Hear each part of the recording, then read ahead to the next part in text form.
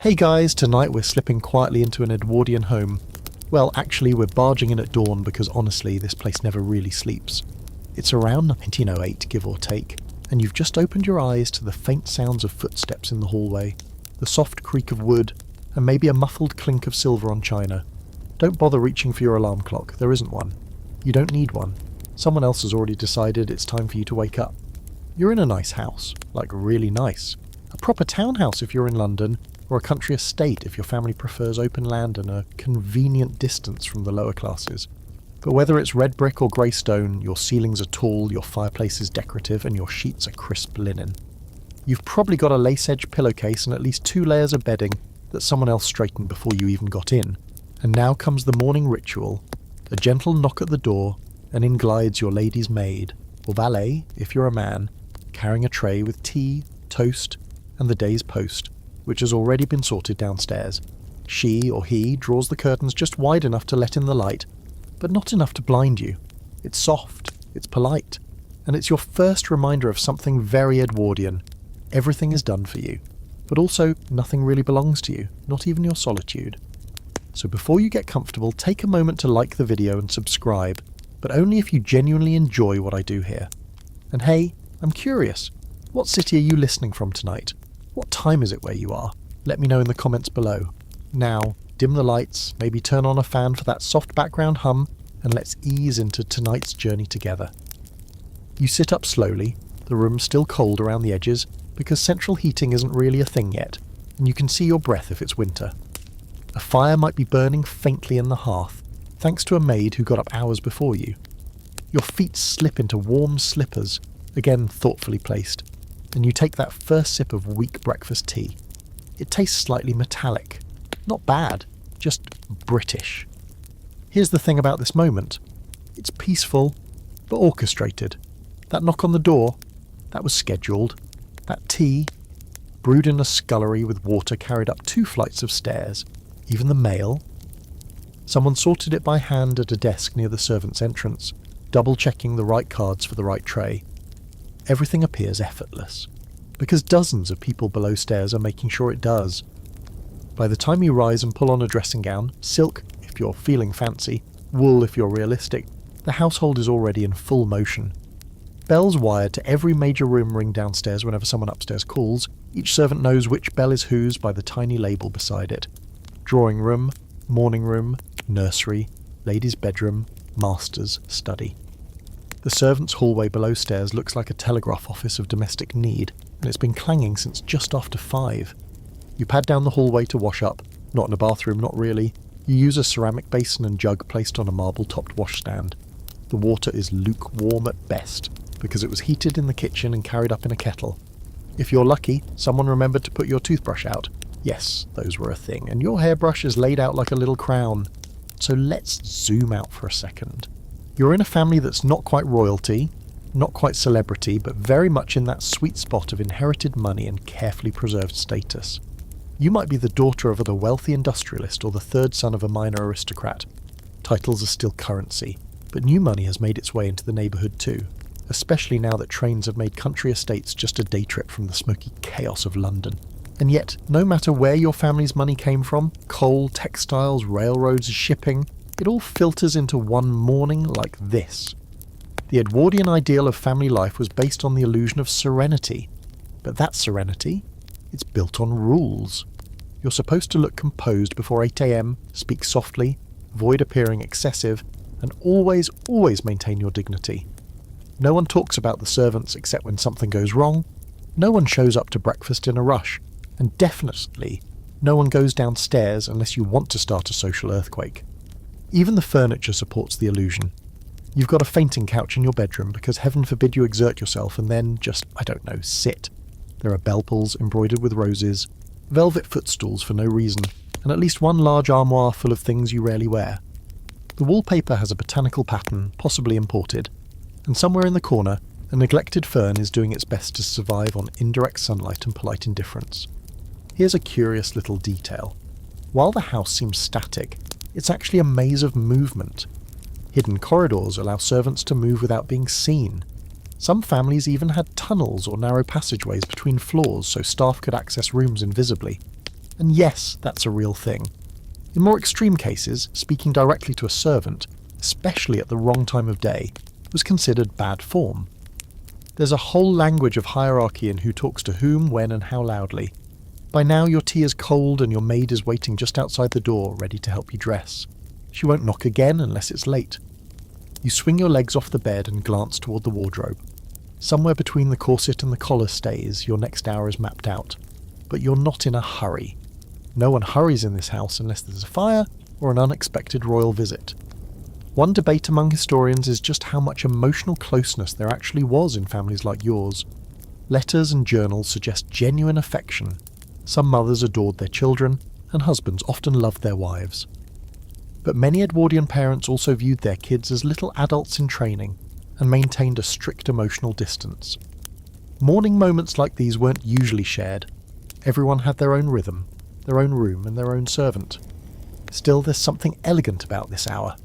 The light slanting through the lace curtains, the gentle hiss of a kettle being reheated somewhere, the quiet, deliberate choreography of a house waking up one room at a time, and you're at the centre about it. Pampered, scheduled, and just beginning another day in a world that looks peaceful, but hums with invisible labour beneath the surface. Downstairs, the mood is entirely different. If your morning started with delicate footsteps and the soft clink of porcelain, the world below your feet began in a frenzy. You may still be in your dressing gown, sipping cool tea in a well-lit room with fluffed cushions, but directly underneath you, the kitchen scullery is vibrating with noise, steam, and urgency. The servant's day began hours before yours did, well before the first bell rang. Let's say it's 600 a.m. The kitchen range is already blazing, puffing out thick heat into the long stone-floored room. There's the rattle of pots, the scrape of iron against iron, and the rhythmic thump of bread dough being kneaded with tired knuckles. The scullery maid, just 14 and already with permanent red patches on her wrists, has been up since 4. She's cleaned out the ashes from the previous night's fire, hauled fresh coal from the cellar, and begun boiling water for the household's basins. Her hands are raw, her apron damp, and she hasn't yet spoken to anyone except maybe the cat, who is definitely smarter than several humans she works with. Above her in rank, the kitchen maid slices bacon and cracks eggs, keeping one ear tuned for the cook's inevitable critique. And the cook? Oh, she's a force. Not the fancy chef some nouveau riche families have started hiring, but a battle-tested culinary commander who could feed 30 people and never break a sweat. Her word is law in this half of the house.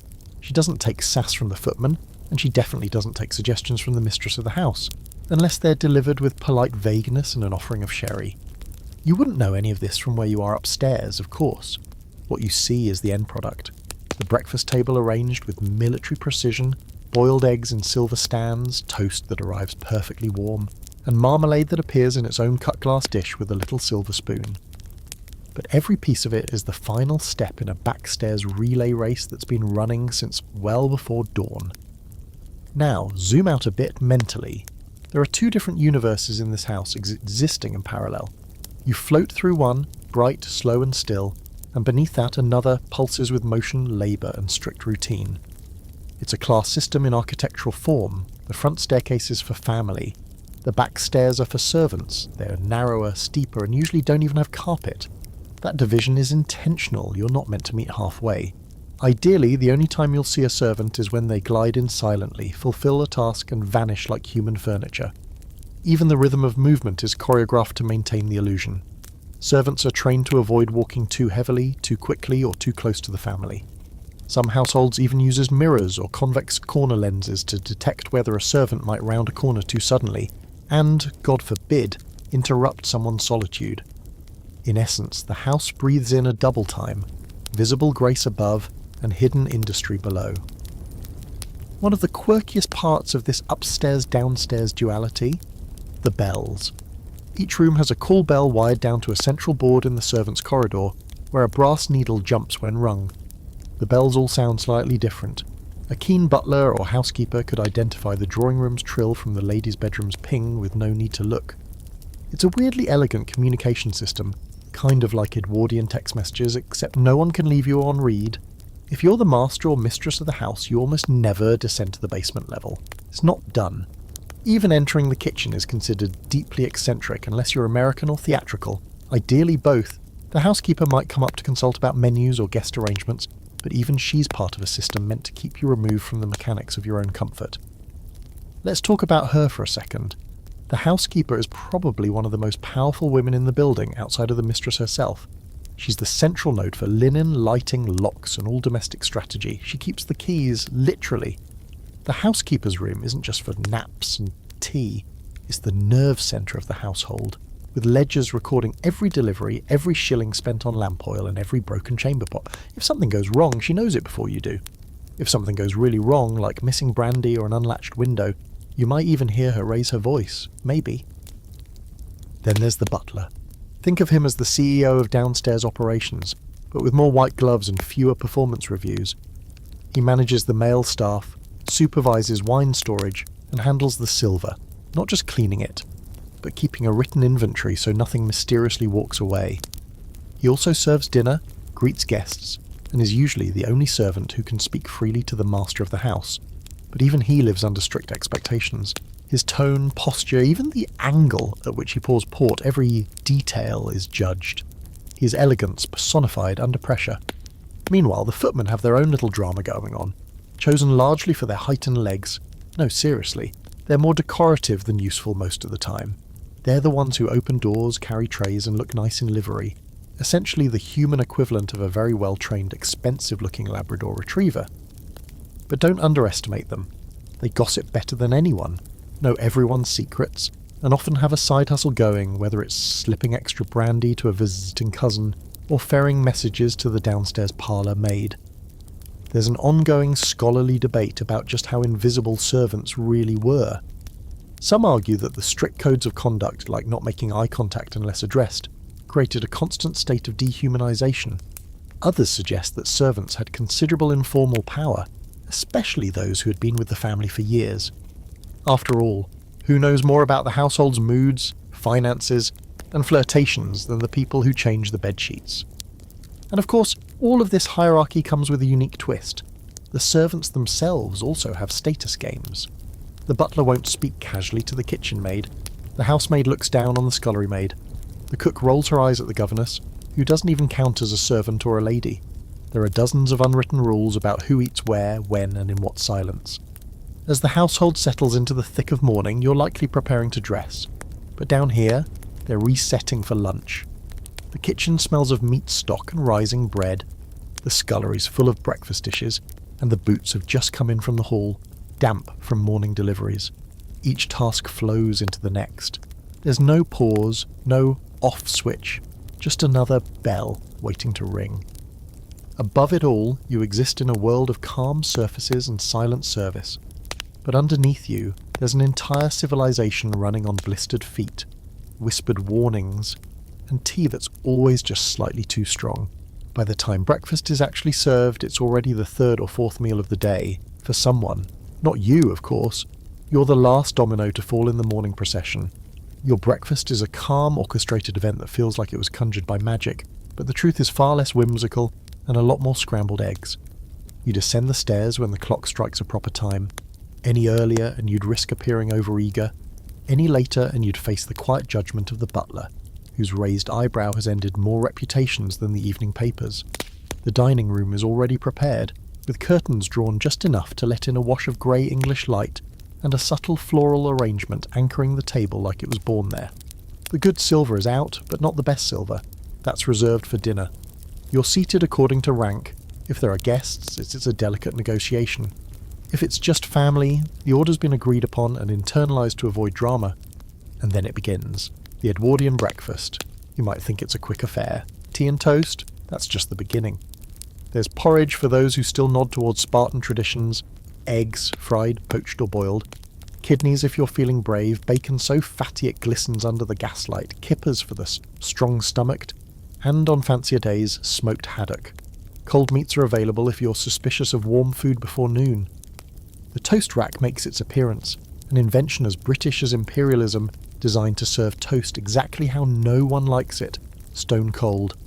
And tea, endless tea, weak, black, strong, milky, sugared, or served with a small wedge of lemon if someone's been to the continent. Coffee is offered too, though it's still suspiciously foreign and often badly made. usually a little burnt and delivered reluctantly by a footman who clearly judges you for requesting it. The family takes its places, a slow-motion parade of people acting like they have never fought or cried. Small talk is encouraged, but it's light, purposeful. No politics, no money, and definitely no feelings. The weather, the newspapers, garden plans, and Aunt Millicent's cat are fair game. If someone's read something in the Times that morning, they might offer a quote, and then pretend not to mind when no one reacts. Now here's the odd part. Not everyone eats together. This isn't a democracy. The family may dine in shifts depending on status and age. Children, for example, do not join this meal, unless they are particularly charming or being trotted out for a visiting relative. They're fed upstairs in the nursery, monitored by the nurse or governess, who ensures their toast is cut into manageable fingers and their jam applied in socially appropriate amounts. The servants, of course, have already eaten long ago, seated in the servants' hall, where the cook presides with quiet authority, and the footmen sneak extra butter under the table. Their breakfast was porridge, maybe a sausage or two, and bread that didn't quite pass muster for upstairs. They ate fast, too. No time for small talk when the marmalade needs spooning into dishes by the time the mistress appears. One curious detail that tends to get lost in romanticised versions of Edwardian life is how rigidly timed breakfast was. This wasn't just a meal, it was a daily performance. You show up on time, properly dressed, well postured, and you don't make a mess of things. God help you if you slouch.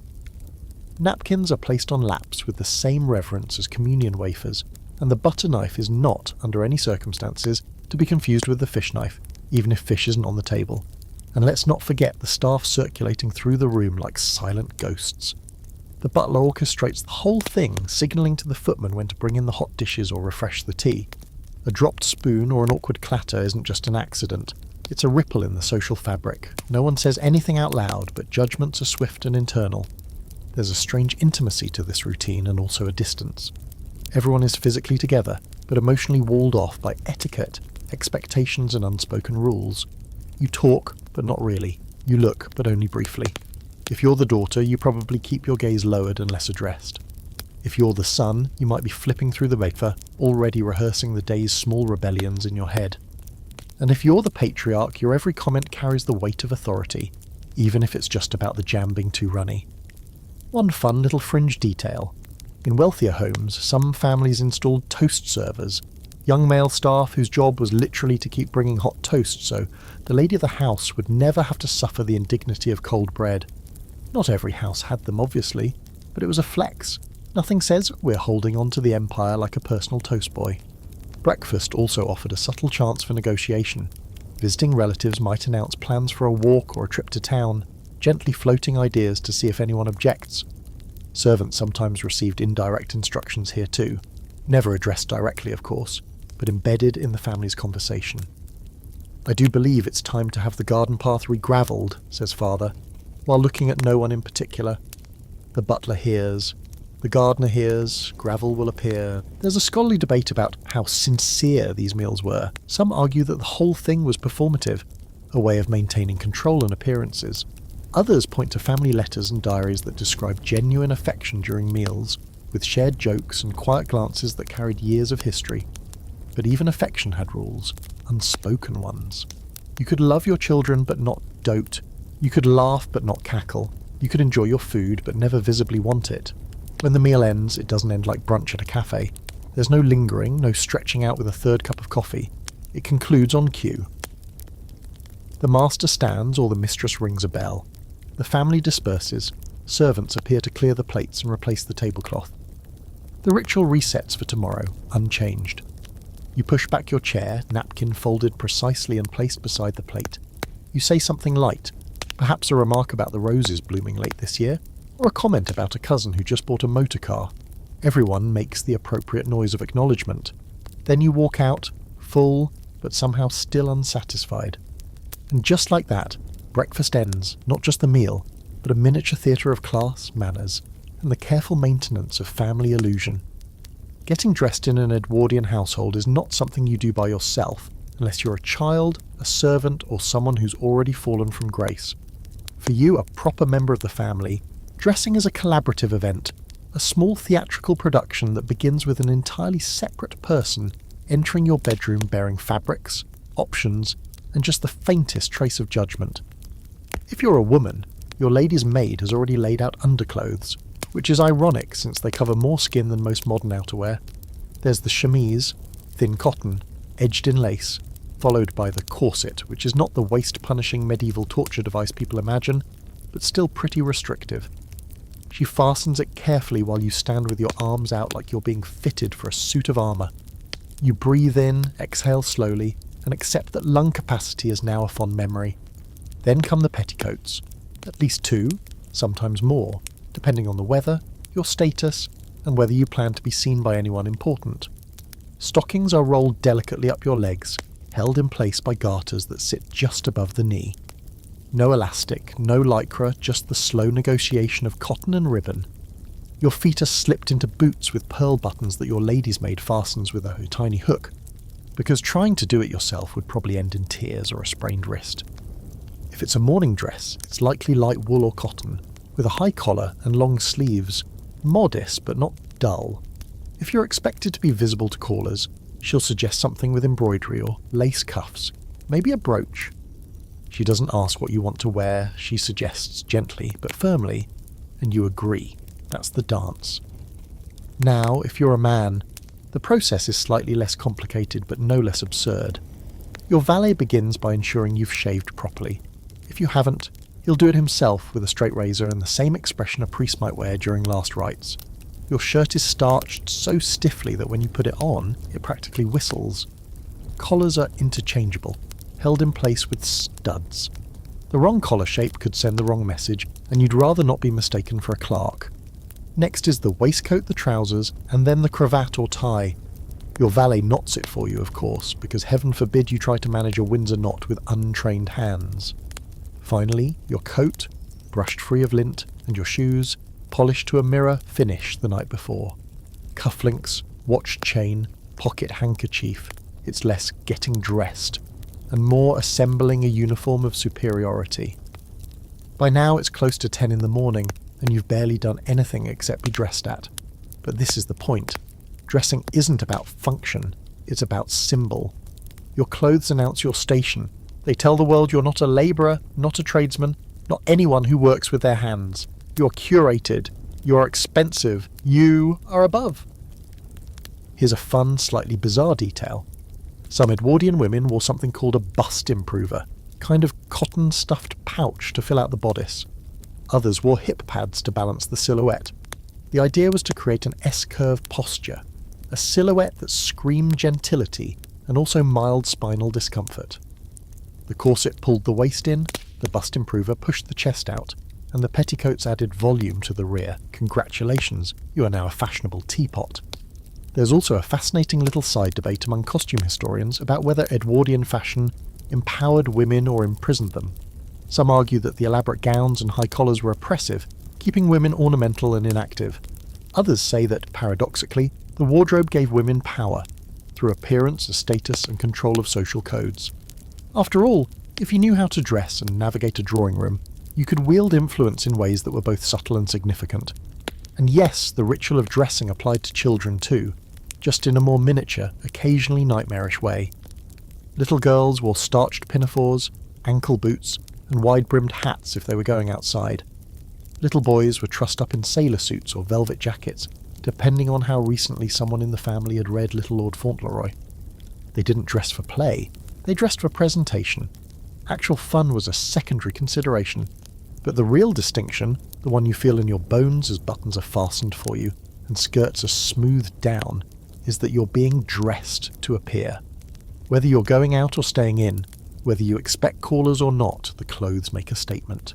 You are someone with means, someone who doesn't need to labour, someone whose time is too precious to waste on fastening their own boots. Meanwhile, your maid or valet remains standing, waiting for your nod of approval. Not that you'd thank them, not usually. A nod is sufficient. Maybe a soft "that will do." Any more than that, and you'd risk seeming overly familiar. Or worse, American. The intimacy of the moment is strange. They've seen you half-dressed, helped you into garments you couldn't possibly manage alone, and yet the boundaries remain firmly intact. There's no chit-chat. You're not friends. And even if you're tempted to ask a question about their life, where they're from, whether they've got family. You don't. It's not done. They slip out the door before you've even finished adjusting your cuffs. Once you're dressed, you pause, you check the mirror. Not to see if you look good, you already know the silhouette is correct, but to see if anything's out of place, a stray thread, a smudge of powder, a hair out of alignment. You don't fix these things yourself, you ring a bell, let someone else make you complete. And it's worth noting, even if your life feels glamorous, even if you're swanning about in brocade with lace at the cuffs, you're still in a way part of a machine, just a better oiled cog. There's a schedule to follow, a reputation to maintain. You don't dress for pleasure, you dress because the structure of your world demands it. Not because you love the way you look, but because someone else might be watching. So now you're dressed, laced, buttoned, polished, cinched and puffed. You look like you belong in a fashion plate. You feel taller maybe, restrained, aware of your body in a way that's not exactly comfortable. But you look the part. And in this world, that's half the job done. The children of the house are awake now, somewhere upstairs in their own private kingdom, a nursery suite you may never have entered, even if you're their parent. You hear them faintly, if at all, maybe the echo of a high-pitched laugh, or the patter of slippered feet on hardwood floors. But you don't go to them. That's not how it works. In Edwardian family life, children are both central and curiously peripheral. Loved? Yes, but kept firmly at a distance. They are being supervised, wrangled, and civilized by the nurse and the governess, two figures who spend more time with the children than their actual mother does. The nurse manages their health, their meals, their general behaviour. She is firm but adored, as much a fixture of their world as the wallpaper.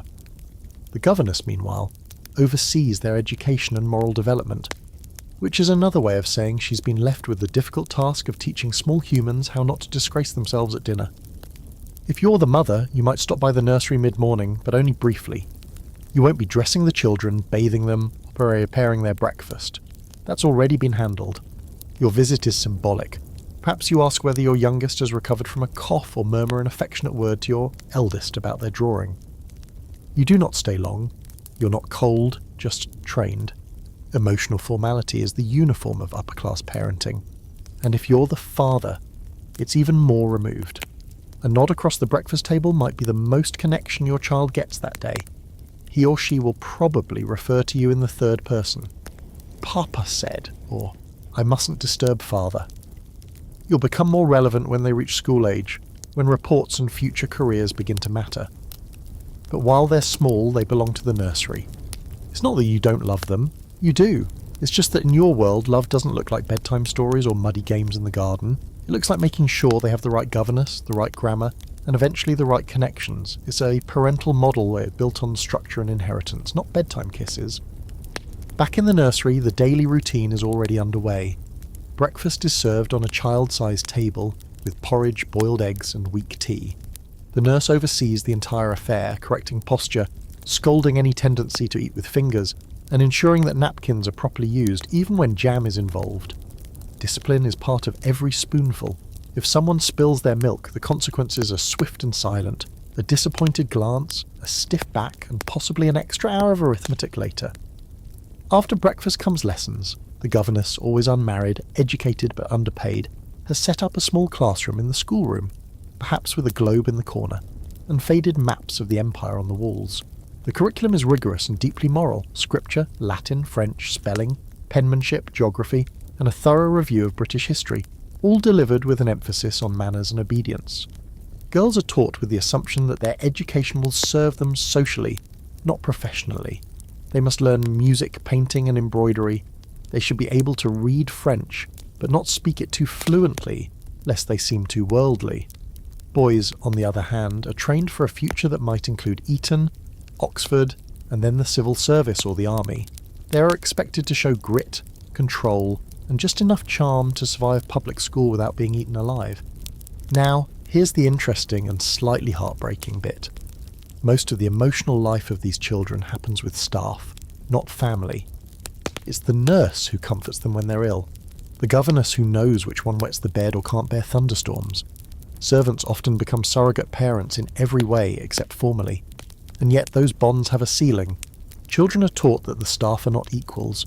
They can be loved but not confided in too much. A child who becomes too familiar with the help might be gently corrected, or not so gently shipped off to school. There's a fringe fact here that's almost too poetic to be real, but it is. Some children growing up in aristocratic homes had to write formal notes to their parents to request a meeting. Not all families did this, of course, but it wasn't unheard of. You might send a written message to your mother asking if you could visit her drawing room after tea, and she'd reply, "Yes, you may come for 15 minutes. It was love through the filter of hierarchy.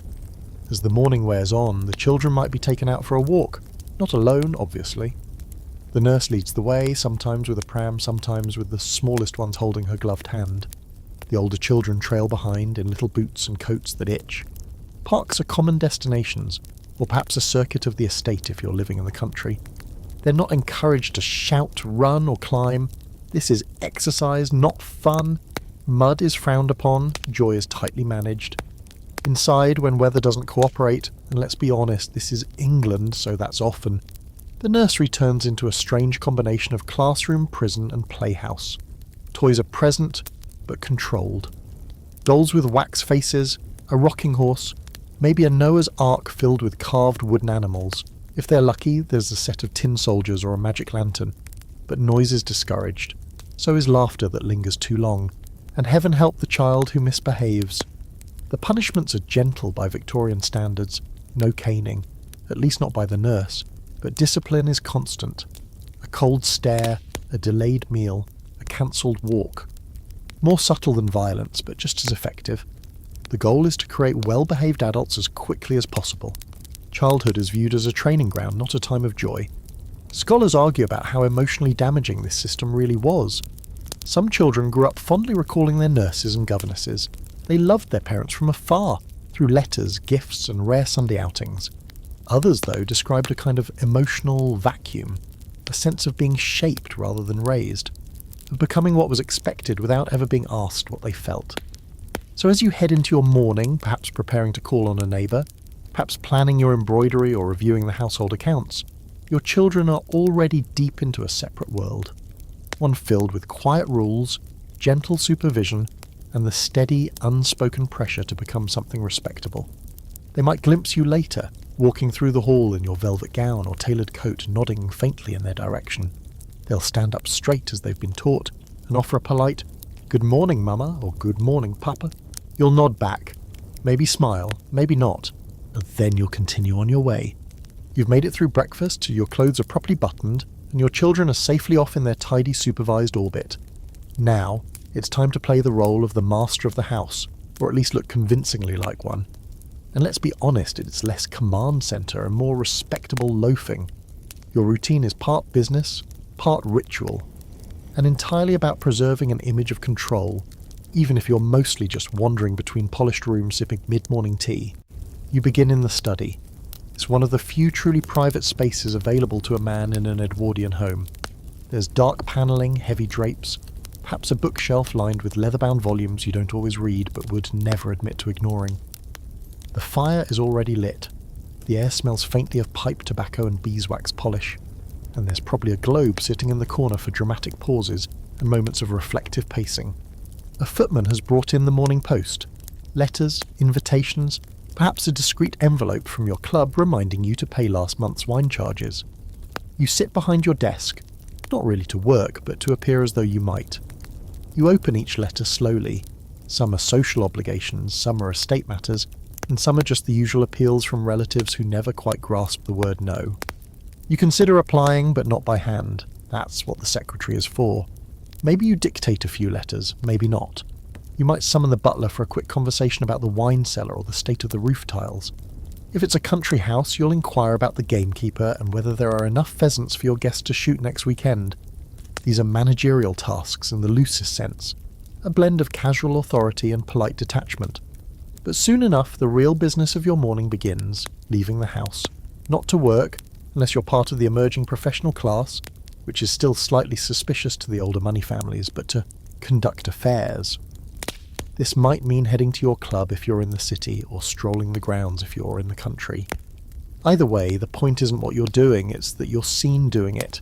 If you're in London, you probably keep a membership at one of the gentlemen's clubs clustered around Pall Mall. The Athenaeum if you're intellectual, Whites if you're old school Tory, the Reform Club if you fancy yourself progressive but only mildly. You arrive mid-morning, hang your hat on a peg with your name engraved in brass, and settle into an armchair so deep it could eat a man whole. Newspapers are provided, as is silence. The clink of china, the rustle of pages. No one talks unless absolutely necessary. And even then, only about the things that matter. Politics, sport, gossip cloaked in discretion. At the club, you might take an early sherry, meet a friend for a quiet lunch, or play a desultory game of billiards. No one really knows what anyone else does for a living, and that's how everyone likes it. Work, real work, is a little vulgar. One must be occupied, yes, but not in a way that suggests need. In the countryside, the rhythm is slower. You'll check in with the steward about tenant concerns. One of the cottages needs a new roof, someone hasn't paid rent, the sheep got into the orchard again. You nod solemnly, issue vague instructions, and then headed out for a ride or a walk. Not exercise exactly, just movement. You wear a hat, carry a cane, perhaps pause to inspect the hedgerows or frown at the clouds. Important thoughts are presumed. The wash because they're made of different metals. You must wash silver differently from tin. Crystal gets rinsed in its own pan, egg dishes require scalding water or else the smell sticks forever. There are no dishwashers, there are no gloves. You've learned to wipe grease with cold water first because hot water just seals it in. And let's talk soap. You use a combination of lye, ash, and whatever mystery powder the cook swears by. It burns, it eats your skin, your hands will crack by November and stay raw until May. You learn to scrub quickly, precisely. There's no margin for error. Drop a plate and you'll catch it. Not with your hands, but with a pay deduction. Worse, the cook might scold you in front of the footman. You don't want to give him the satisfaction. The cook, by the way, rules this domain like a queen without a crown. She's clever, sharp, and has zero patience for clumsiness. You admire her. You also fear her. She never raises her voice, but somehow you always feel like she's about to. She directs you with clipped phrases. Peel that, boil this, faster. You don't argue. You wouldn't dare. She's the only thing standing between you and total collapse. By mid-morning, your apron's already soaked. You've peeled 20 potatoes, descaled 6 fish, cleaned a brace of pheasants, and scrubbed out the basin where someone dropped a teacup full of milk and sugar overnight. Now you're hauling the kitchen waste out to the bins, careful not to let the slop splash on your skirts. The bin is alive with flies, and you look the other way, holding your breath like it might help. When deliveries arrive, meat, milk, bread, you're the one who receives them, not officially, of course. The housekeeper signs the ledger, the cook inspects the goods, but you're the one hauling crates and wiping down slabs of marble. The butcher's boy might leer or call you Ducky on his way out. You ignore him. You've got bigger problems than unsolicited flirtation, like scrubbing the copper pans until your wrists give out. Let's toss in a fringe fact to make it worse. Some households had a bell specifically for the scullery maid, separate from the main kitchen bell. It signalled only the dirtiest, lowest tier requests, cleaning coal scuttles, emptying slop buckets, or removing a dead rat from under the larder shelves. So yes, if a special bell rings and it's your bell, you already know your day just got significantly worse. Your meals are a blur. Cold porridge for breakfast, maybe a crust with dripping if the cook's in a decent mood. You eat standing up, usually in the scullery or on the back steps. There's no chair for you, no tea break. If you're lucky, someone might slip you a slice of pudding when the family's eaten their fill, but don't count on it. Dessert is a privilege. You get scraps.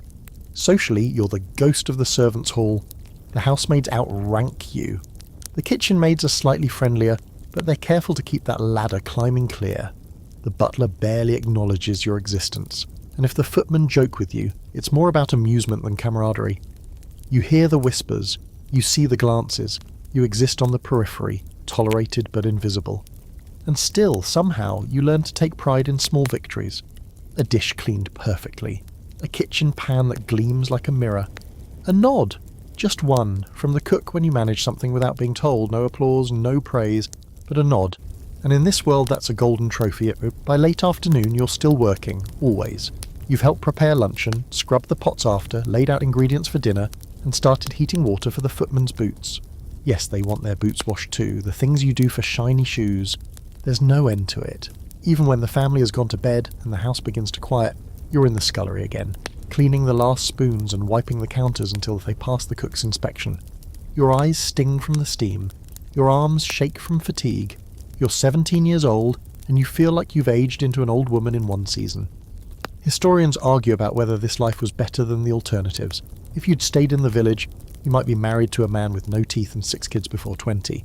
At least here you're fed and paid, but the work is relentless, and your dreams, well, they're few and carefully folded. Maybe one day you'll become a kitchen maid. Maybe a cook. Maybe. So when you finally collapse into your little bed in the storeroom, with your hands still smelling faintly of onions and iron polish, you don't dream of luxury. You don't even dream of escape. You dream of a day off. Luncheon sounds casual, doesn't it? Light, airy, maybe even fun. But in an Edwardian household, luncheon is anything but a casual affair. It's scheduled, it's orchestrated, and it's deeply dependent on who's present, what day it is, and how many courses the cook can manage without snapping at the scullery maid. It's not quite the production of dinner, but it's still an event with more forks than you'd expect for a meal that often includes salad.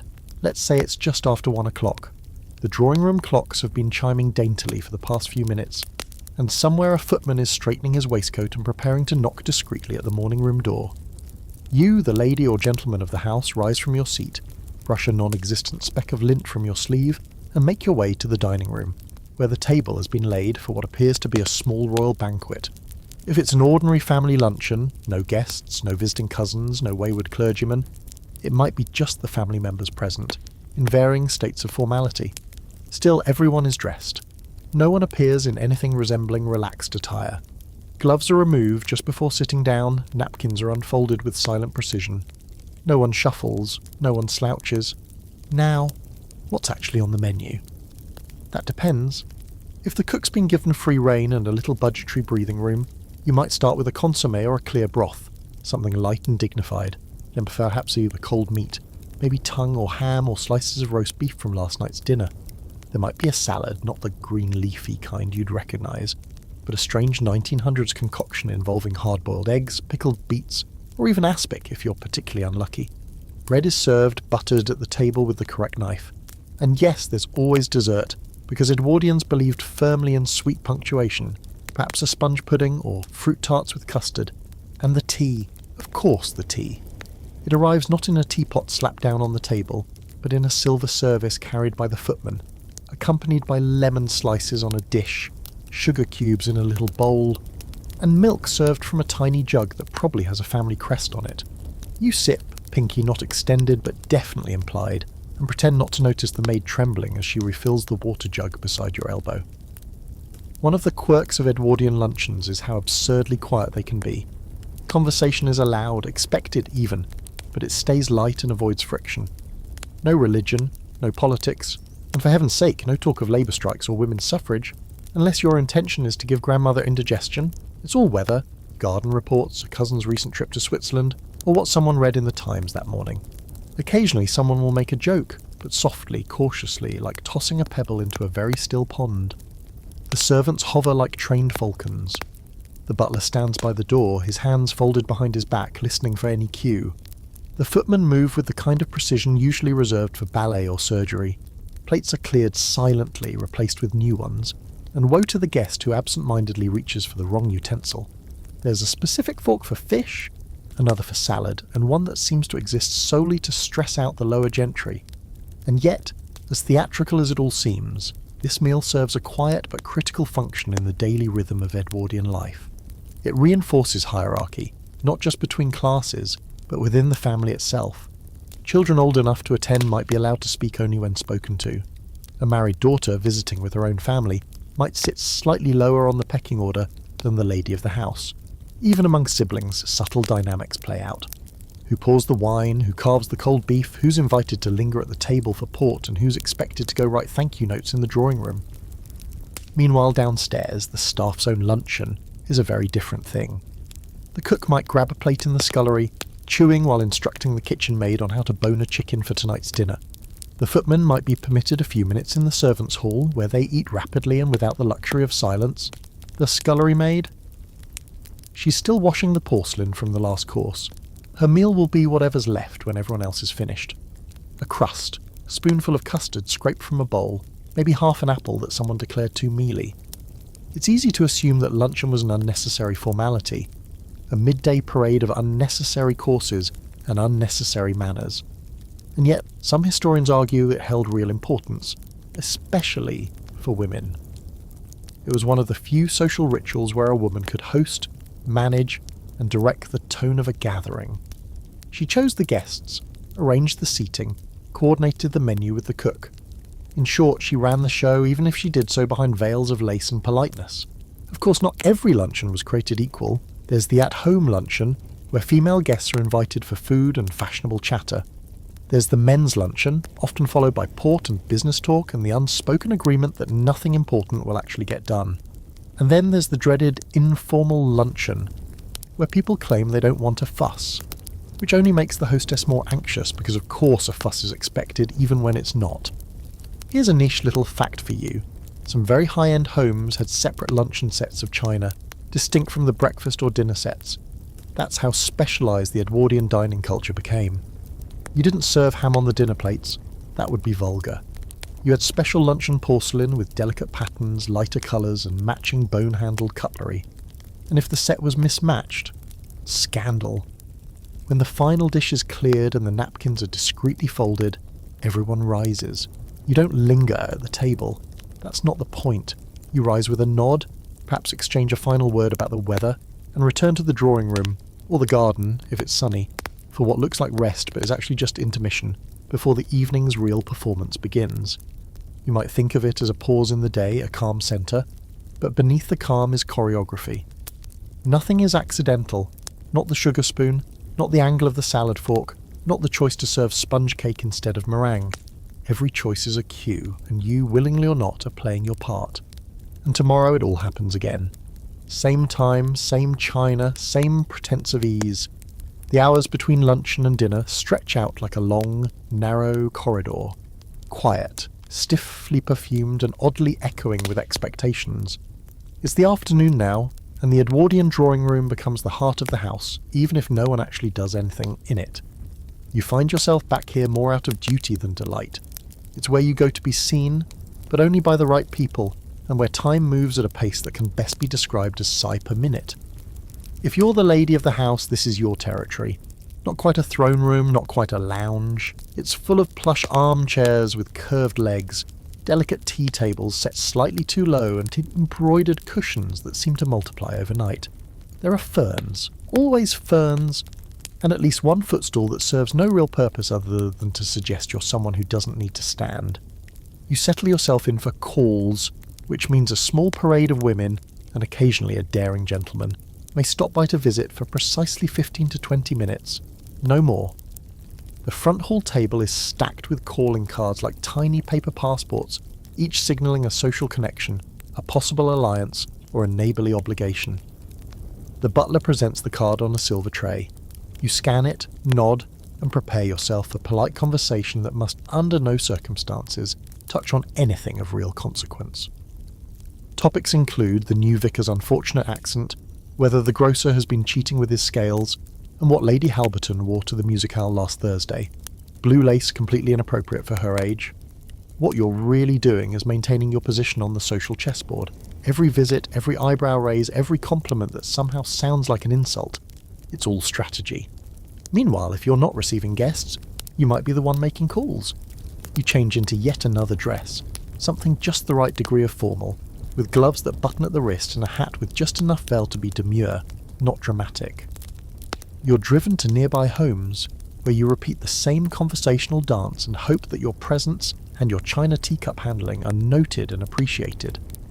Back home, the drawing room shifts into a kind of liminal space. You might pick up embroidery or a novel, something approved of course, nothing too French or too modern. The ticking of the mantel clock marks the minutes with alarming solemnity.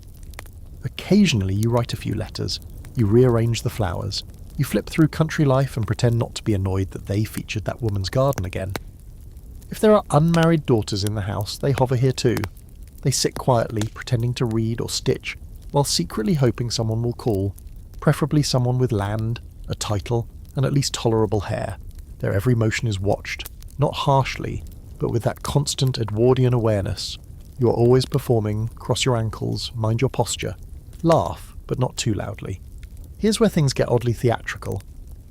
The afternoon drawing room isn't just social, it's aesthetic. You are the centrepiece of this curated domestic diorama. Your dress matches the upholstery, intentionally or not. Your children are ideally absent, your husband is off doing something important looking, and the room itself is like a well-behaved dog, expensive, tasteful, and slightly too quiet. Let's drop in our fringe fact here. Some Edwardian hostesses were so meticulous about their drawing rooms that they had fresh flowers delivered twice daily, morning and mid-afternoon, just in case the lilies started drooping. The room had to stay photogenic, even if no one was photographing it, which is peak Edwardian logic. The drawing room is also where courtship simmers. If a gentleman caller has been approved after layers of supervision and scrutiny, he might be received here under the cautious eye of a chaperone. He sits on a small chair, not too close. She sips her tea and demurs. They talk about the weather, music, and what books they're supposed to enjoy. And if all goes well, they both go home and immediately write deeply emotional things about each other in diaries they'll later pretend don't exist. The men of the house, if there are around, might drop in briefly, usually to stand stiffly by the fireplace and pretend to enjoy the company of whichever neighbour is currently perched on the sofa. But the drawing room remains a woman's realm. Male presence is tolerated, occasionally even appreciated, but it never quite fits. They fidget, they check the clock, they ask if it's time for a drink yet. It isn't. As for the servants, they move in and out like well-trained ghosts. A maid brings tea and cakes, carefully laid on a low table that no one ever seems to reach easily. The butler occasionally appears to announce a visitor, then vanishes again, always keeping one eye on the social horizon, like a naval officer watching for storms. And what happens if no one visits? Well, then the drawing room becomes a stage without an audience. You still sit. You still perform. You're not allowed to relax fully. That's what the boudoir or the library is for. The drawing room is for public softness, not private comfort. It's for being graceful, not messy. For appearing thoughtful, not being caught in thought. Some historians argue that this period, the afternoon lull, was when women became most introspective. Diaries from the era often include entries written during these hours, reflections on aging, loneliness, the role of marriage, and the slow, creeping sense that life might be passing by, filtered through lace curtains and teacup handles. Others argue the opposite, that these hours were a rare moment of personal space, however structured, and gave women room to breathe and think away from the chaos of family management and social demand. Either way, the quiet is deceptive. It's heavy with implications. You're in the drawing room because it is where you're expected to be. You're doing the things you're supposed to do. But beneath the stillness is a constant evaluation of status, of presentation, of worth. As the clock ticks toward 4 or 5, the drawing room prepares for its next transformation. The shadows lengthen, the light softens, someone might open a window just a crack to let in a breeze, careful not to disturb the arrangement of lace doilies. Tea time looms, more visitors may arrive, or maybe not. You smooth your dress, straighten a cushion, and wait. This is your kingdom, fragile, embroidered, and absolutely necessary.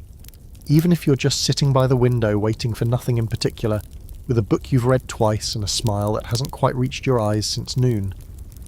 At the quiet centre of the household machine stands a man who neither owns the house nor dines at the family table, yet holds more practical power than almost anyone above the stairs, the butler. He's not the main character, not the star of the show, he's the stage manager. The one pulling levers, opening doors, and making sure no one, family or staff, derails the whole operation. You don't see him unless you need him, but everything about the house, from the temperature of the wine to the timing of the front door, moves to his rhythm. Your butler rises before the family does. Not quite as early as the scullery maid. Few people suffer that fate, but early enough that by the time the master of the house creaks open his study door, the butler's already polished the silver, reviewed the wine cellar, and mentally prepared for a day of quiet command. He doesn't scurry, he doesn't sigh, he glides, always upright, always composed. You'll never catch him leaning on a wall or muttering to himself in frustration. That's what the under-butler is for. The butler's domain is everywhere the family treads, but nowhere the family lingers. The dining room, the main hallway, the front door, the cellar, the parlour. He's the steward of space, keeper of timing, guardian of good taste. And his greatest skill? Discretion. The butler sees all. The nervous glances exchanged over the dinner, the empty decanter that wasn't empty yesterday, the letter with the unfamiliar wax seal. But he says nothing. He nods, he notes, he adjusts, silently. Let's take a little stroll through his day, shall we? He starts by reviewing the day's schedule with the housekeeper. The two are equal in status, but operate in parallel worlds. She manages everything inside the walls. He manages everything at the surface, the presentation, the poise, the protocol. Together, they're like a pair of generals co-running a battlefield that smells faintly of rosewater and roast pheasant. He checks the silver next, not just for shine, though it must shine, but for completeness. Every fork, ladle and candelabra has its place in its logbook. Edwardian households, especially the wealthier ones, kept meticulous silver inventories. Any missing item could imply theft or, even worse, carelessness. And theft was always suspected of the staff. Carelessness, that reflected on him. Then he oversees the footmen. Now, these lads are decorative but potentially disastrous. They're young, often cocky, chosen for height and good legs, and more interested in polishing their boots than their manners. The butler trains them like a conductor trains an orchestra. Where to stand, how to serve, when to speak, preferably never, and what to do if a guest starts talking about trade unions or foreign holidays. They practice serving wine. They practice serving soup.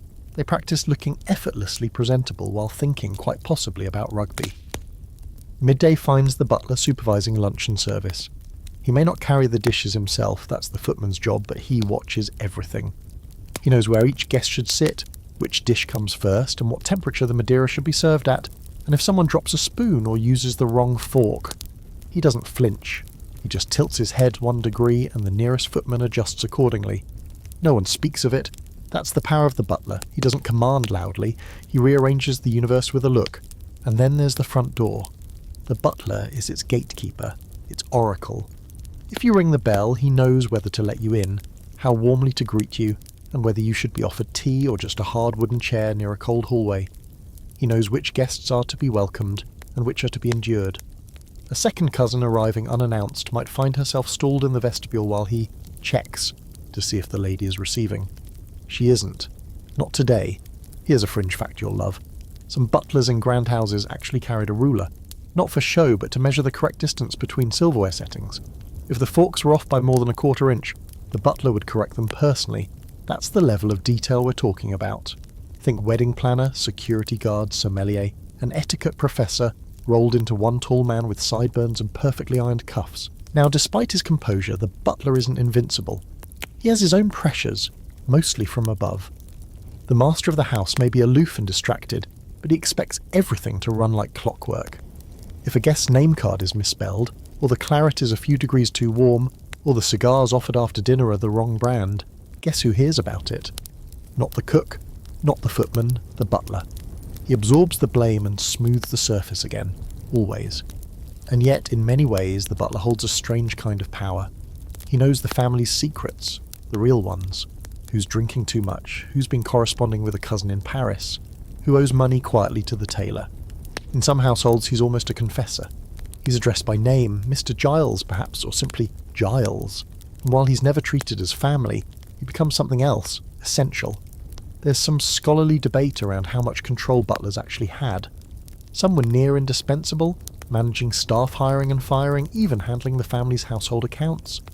Others were glorified waiters, expected to polish cutlery and keep quiet. But across all interpretations, one thing's clear. The butler is the spine of the Edwardian house. Everything else, family, servants, social drama, hangs from him like vertebrae. Even his living quarters reflect his odd limbo in the household hierarchy. He has a room near the entrance hall, but not too close. It's small but better furnished than the average servant's room, usually with a writing desk and armchair, and a wardrobe that holds at least 2 formal black coats and 3 pristine white shirts. He dines alone or with the housekeeper, depending on the house's size and level of formality, and he never gossips in the servants' hall. That's beneath him. By evening, when the family begins dressing for dinner, the butler shifts into his final and most iconic role, master of the table. He ensures the candles are lit just so that the crystal glimmers, that the soup spoons are exactly where they ought to be. He stands at attention as the meal begins and glides around the room like a silent metronome, measuring the evening's tone. And when the last port glass is polished, and the guests have retired to the drawing room, and the candles have burned low, the butler finally retreats to his little room, sits in his armchair, removes his gloves, and, if he's feeling indulgent, sips a small glass of sherry while thinking, just for a moment, I kept the house standing today. Then he sets the glass aside, irons his shirt for tomorrow, and begins preparing to do it all over again.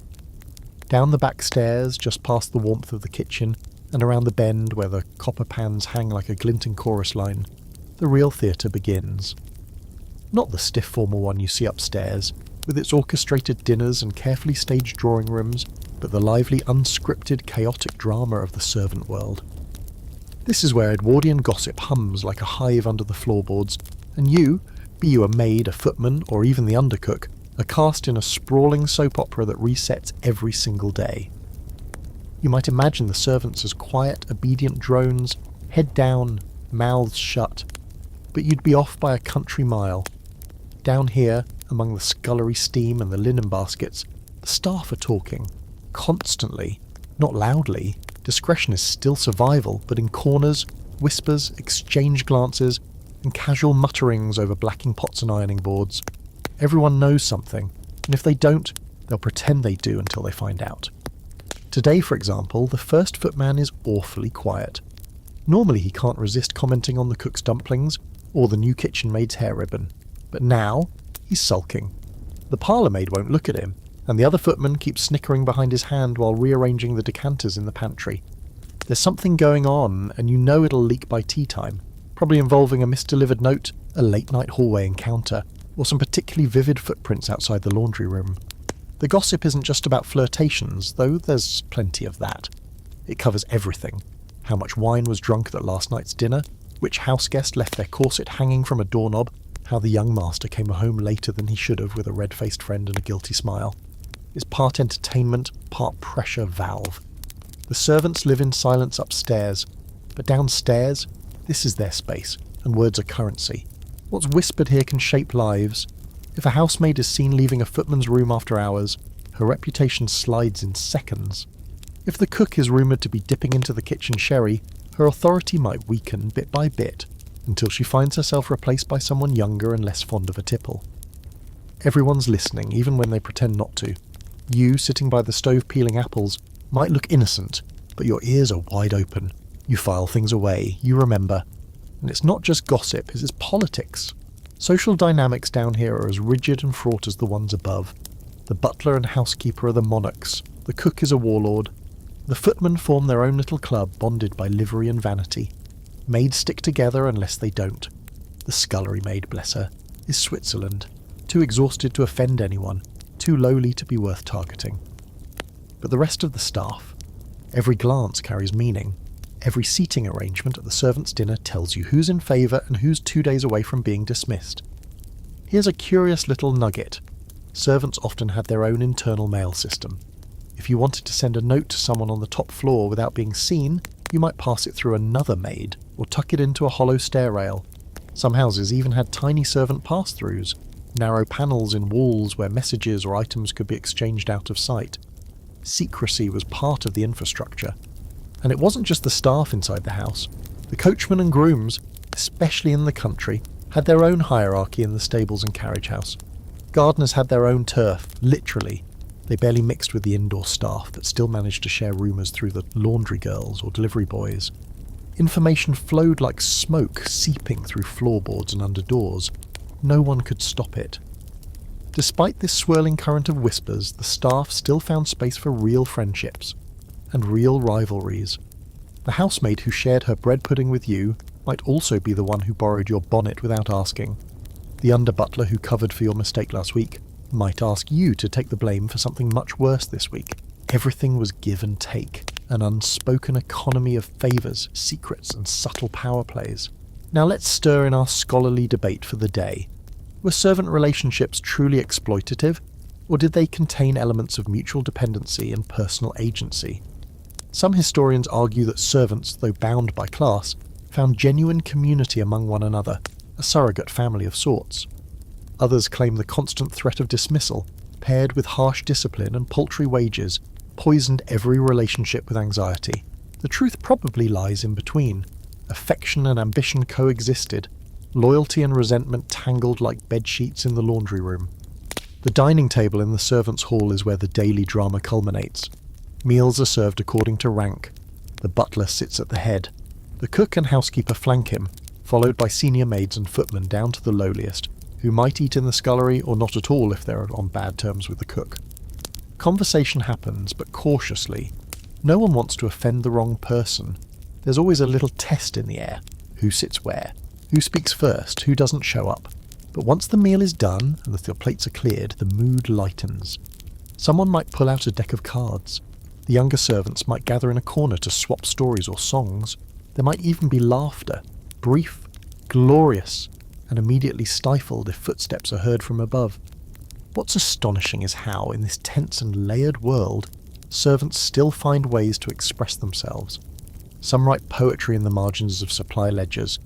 Others sketch portraits in soot on cellar walls. Letters are composed by candlelight, often never sent. Lives are planned and hoped for, marriages imagined, small businesses dreamed up, the idea of leaving one day, of escaping this soft prison with its good china and impossible demands.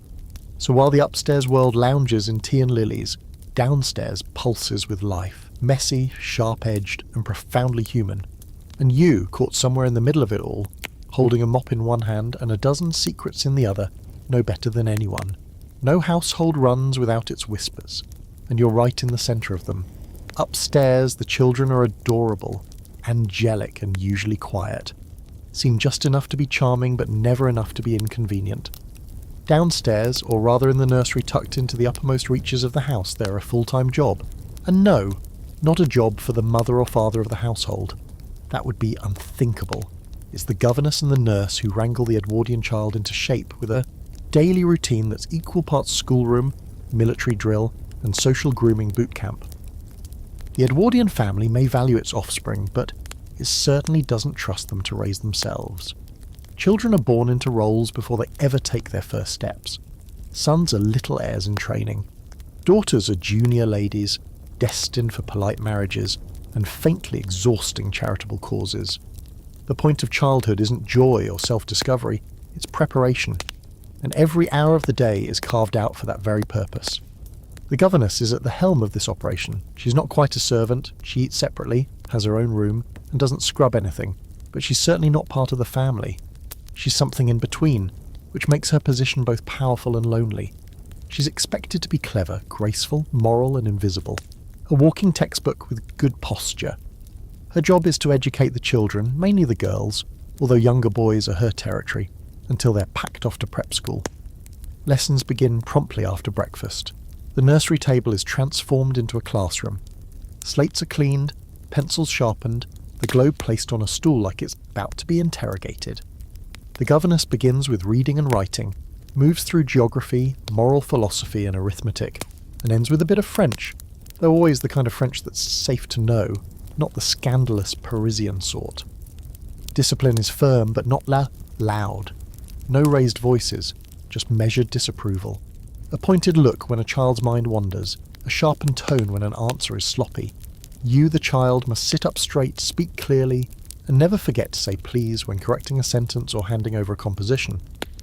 You're not encouraged to be brilliant. You're encouraged to be correct. Punishments are subtle, cerebral.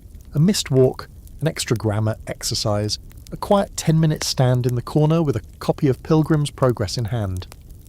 It's not that Edwardians hated children. They simply believed in moulding them into useful, dignified humans before they were allowed to experience anything resembling freedom. Now, let's bring in the nurse.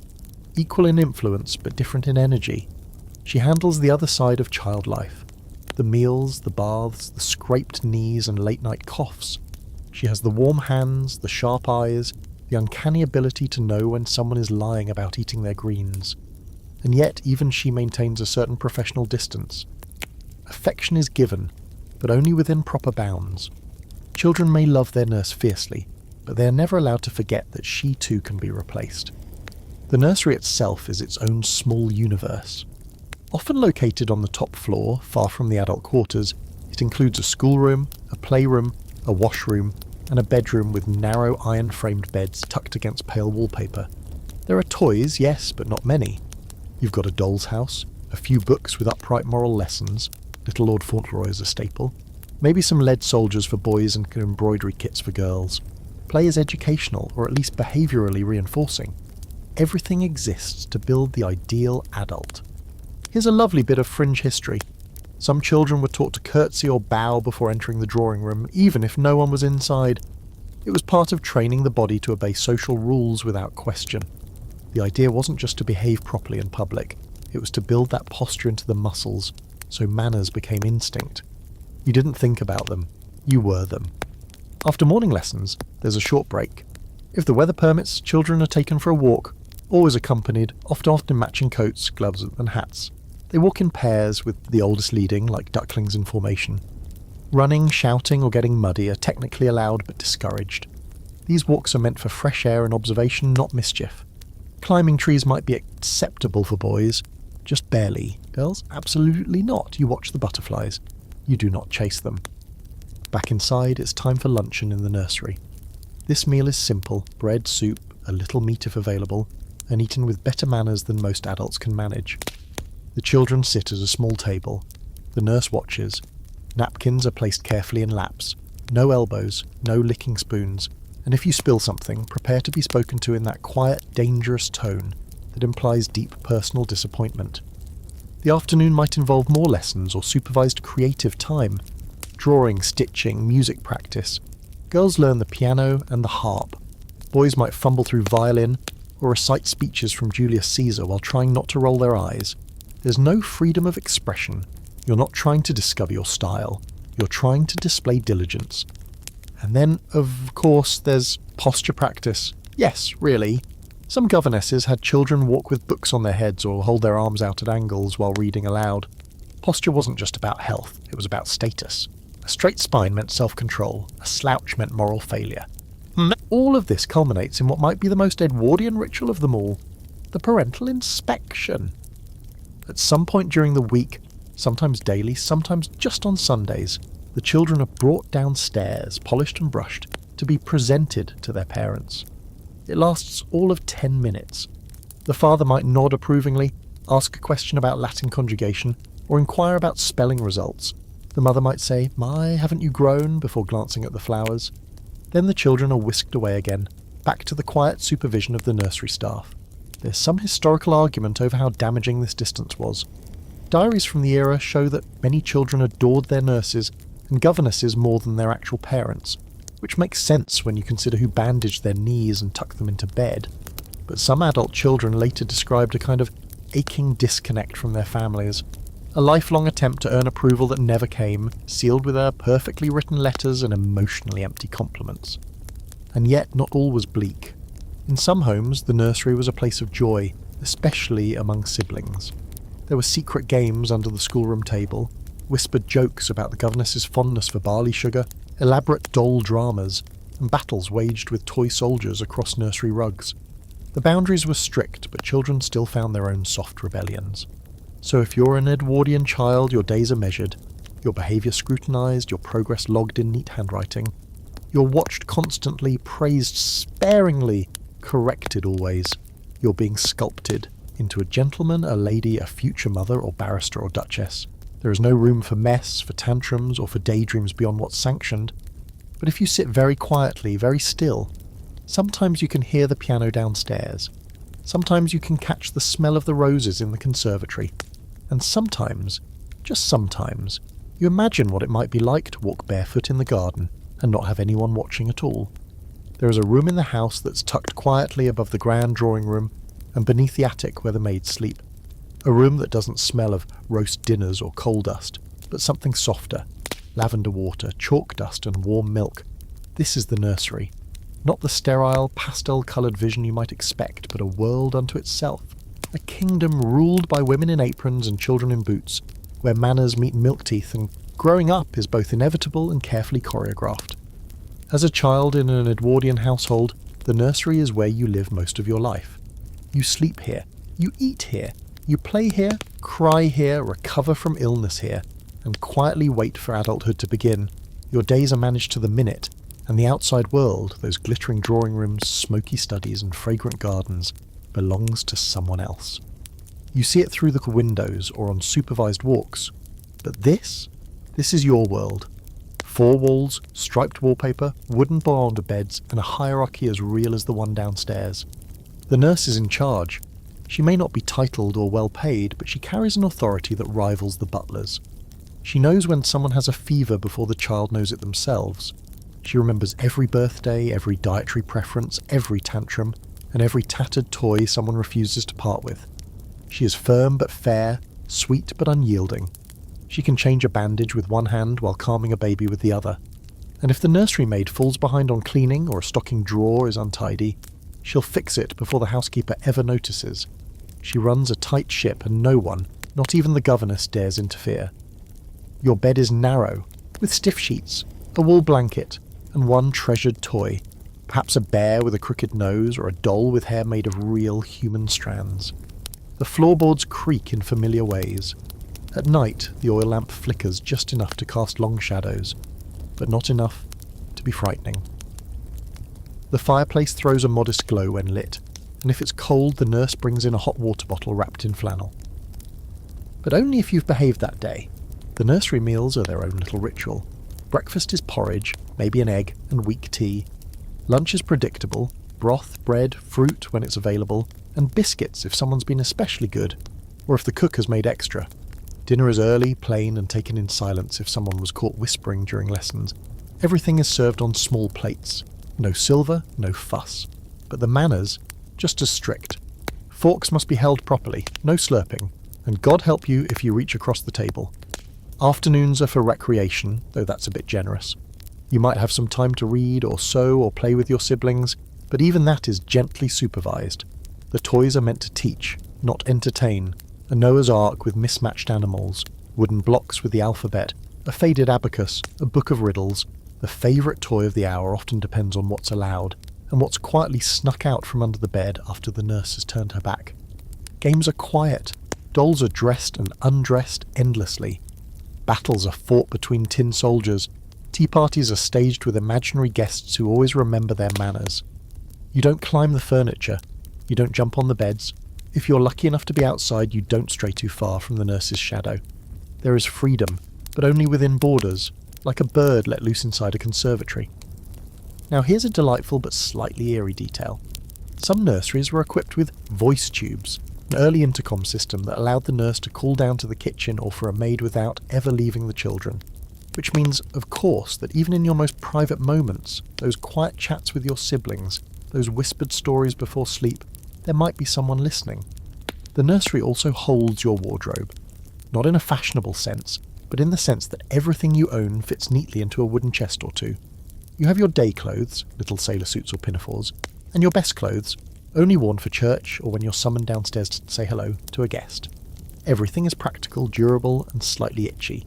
Shoes are shined but sometimes stiff, socks slide down your legs like defiant caterpillars, and hats, always hats. If you so much as sneeze near the front door, a bonnet will be on your head before you can say, "I'm not cold." Bath time is its own operation.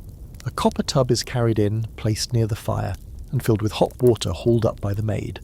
You're bathed quickly, thoroughly, and without sentimentality. Your hair is washed once a week, usually on Saturdays, and detangling it is a battle you lose every time. Soap stings, towels scratch, but the nurse rubs you down briskly and sets you in fresh nightclothes before tucking you into bed. No bedtime stories unless you're especially good. Maybe a hymn, maybe a stern reminder to stop biting your nails. And yet, for all its constraints, the nursery isn't without warmth. There's affection, even if it's structured. The nurse might smooth your hair or slip you a boiled sweet when you're sick. The governess might smile genuinely when you read your lines perfectly. Your siblings become allies. You invent your own mythology. The toys have names, the fireplace has moods, the wardrobe creaks at night, and you're not entirely convinced it doesn't breathe. Childhood seeps through the cracks in the routine, soft and sneaky. Still, you're reminded daily that this phase is temporary. Everything is pushing you toward adulthood, measured, proper and productive. Boys are told often about school and empire and duty.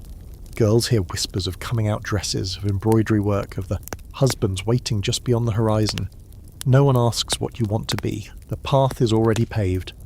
Your only job is to walk it without stumbling. There's a quiet kind of sadness to it all. You see glimpses of the larger house, rooms you're not allowed in, parties you're not invited to, people who look at you like they're seeing a future investment. You feel the distance between yourself and your parents not as cruelty, but as inevitability. They love you, but from a distance. From a well-appointed drawing room that smells like bergamot and leather, not milk and liniment.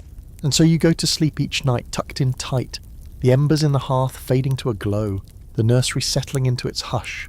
The world outside remains vast and dazzling, but here, inside your little room above the fray, you dream in smaller shapes, of new ribbons, of slightly warmer porridge, of maybe, just maybe, being allowed to read for 10 minutes longer before the lamp is snuffed.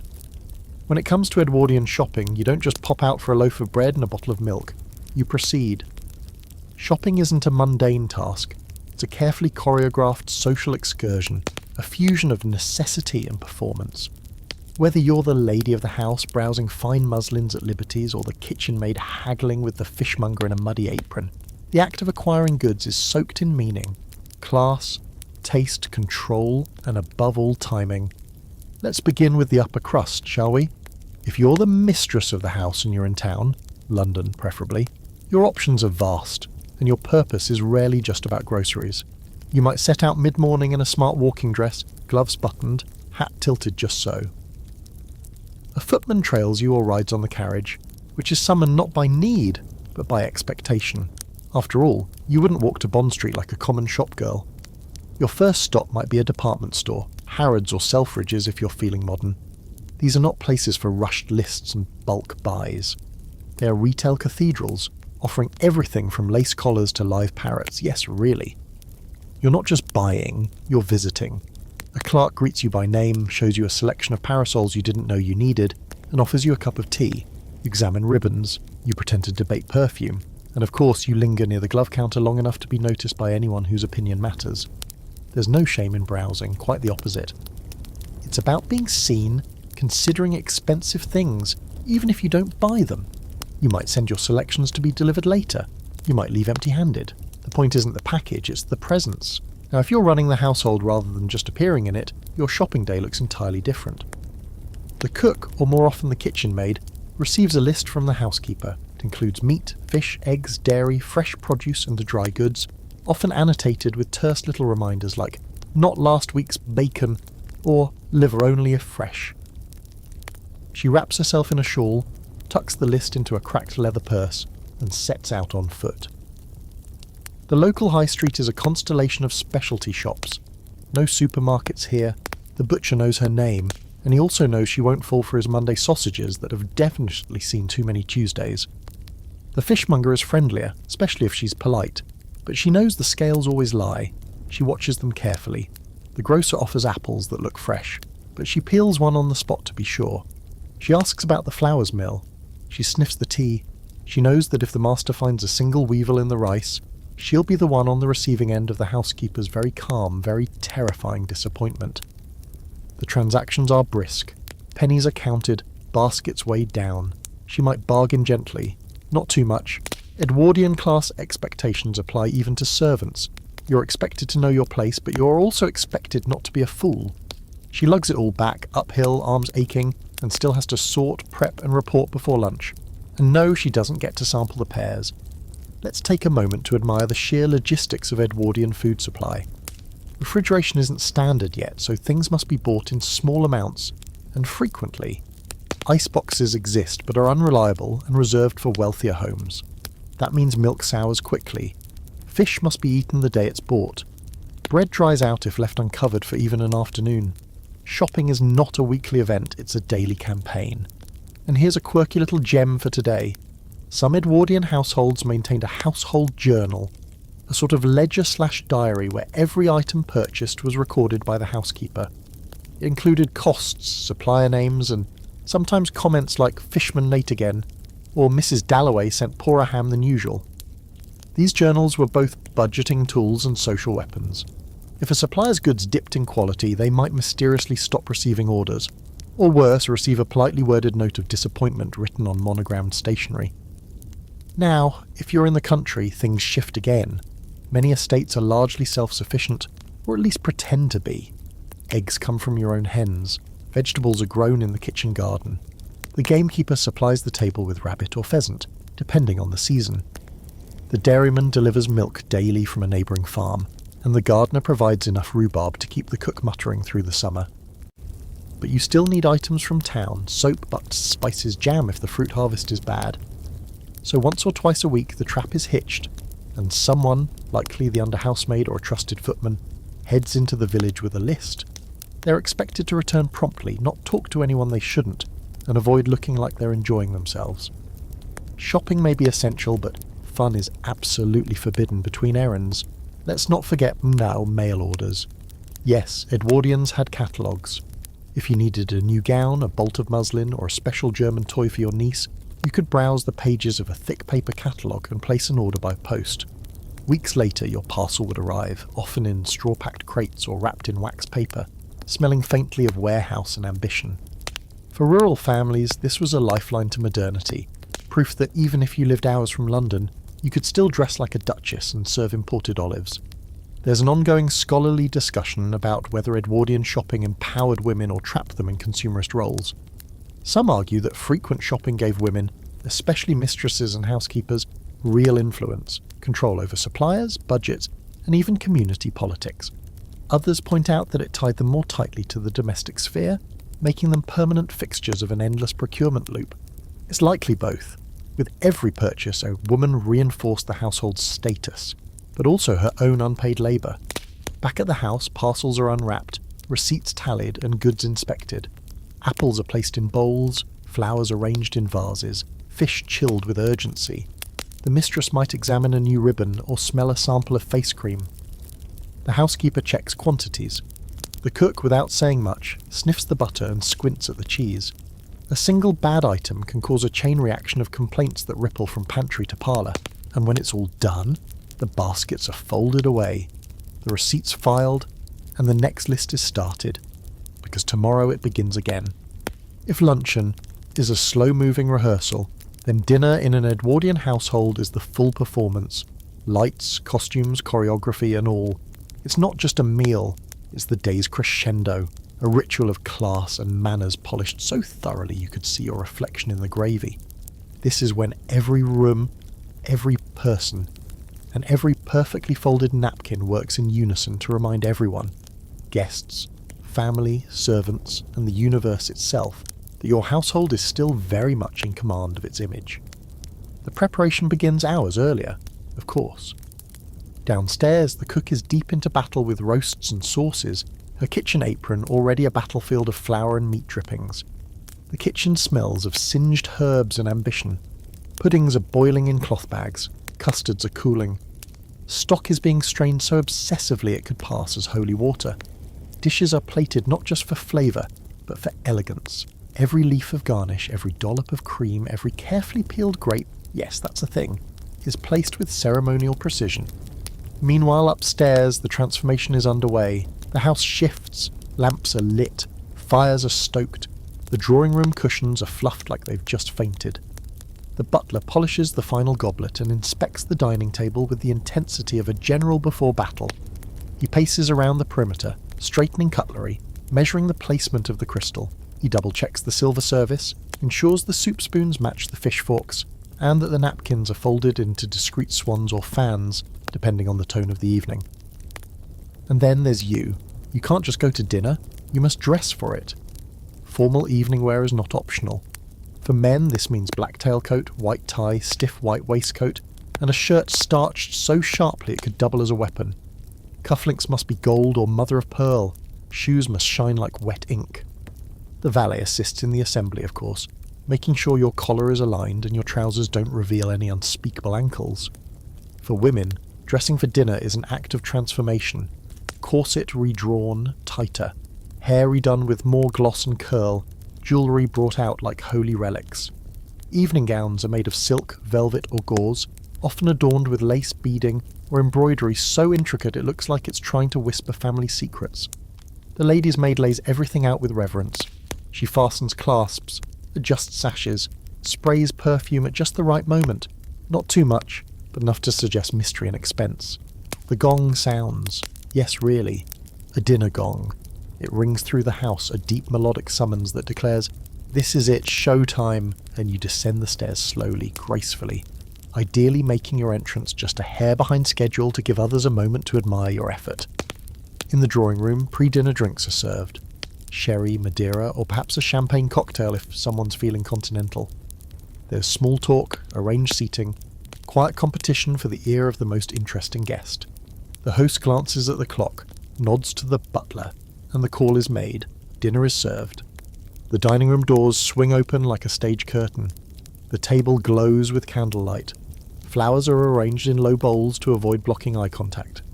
Cutlery lines up like soldiers. Every guest has a name card. You are led in by rank, oldest to youngest, highest title to lowest connection. A peer of the realm gets precedence. A cousin from the country might bring up the rear. It's a ladder, and everyone knows exactly which rung they're on. The meal begins with soup, not too thick, just enough body to justify a spoon. Then comes the fish course, light, flaky, sometimes smothered in a sauce that tastes faintly of lemon and regret. Then an entree, chicken, lamb, or perhaps a stuffed quail if the cook's in a daring mood. Then roast, beef, duck, venison if it's shooting season. Sides flow in and out like choreography. Creamed potatoes, asparagus, petit pois, all served with synchronized grace by the footman. A pause, then the remove, often a cold dish, like galantine or a moulded aspic that shimmers unnaturally under the chandelier. Then the pudding, something rich, like spotted dick or plum soufflé, followed by cheese, then fruit. Finally, dessert wines, and throughout wine. Pairings, claret, burgundy, port delivered with such gravitas you'd think they were curing disease. The rules of dining are absolute. Forks are used from the outside in. Napkins are unfolded, not shaken. You never place a used spoon on the tablecloth. You never salt your food before tasting it. That would be an insult to the cook and by extension your own breeding. Talking with your mouth full is a crime punishable by social exile. You speak only to the person on your right for the first course, and then the person on your left for the second. This is structured conversation.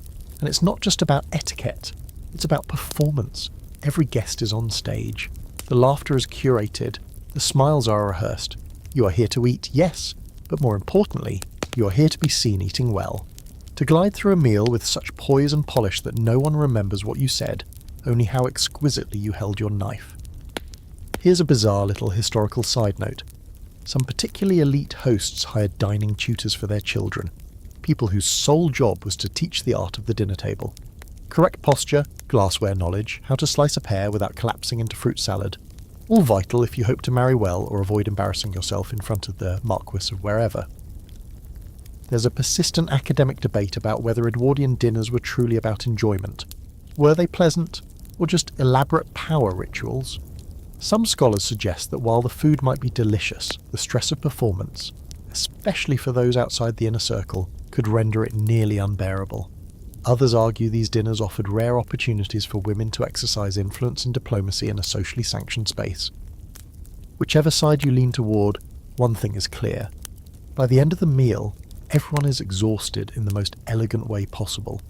The gentlemen may retire to the library for port and cigars, puffing thoughtfully and talking politics.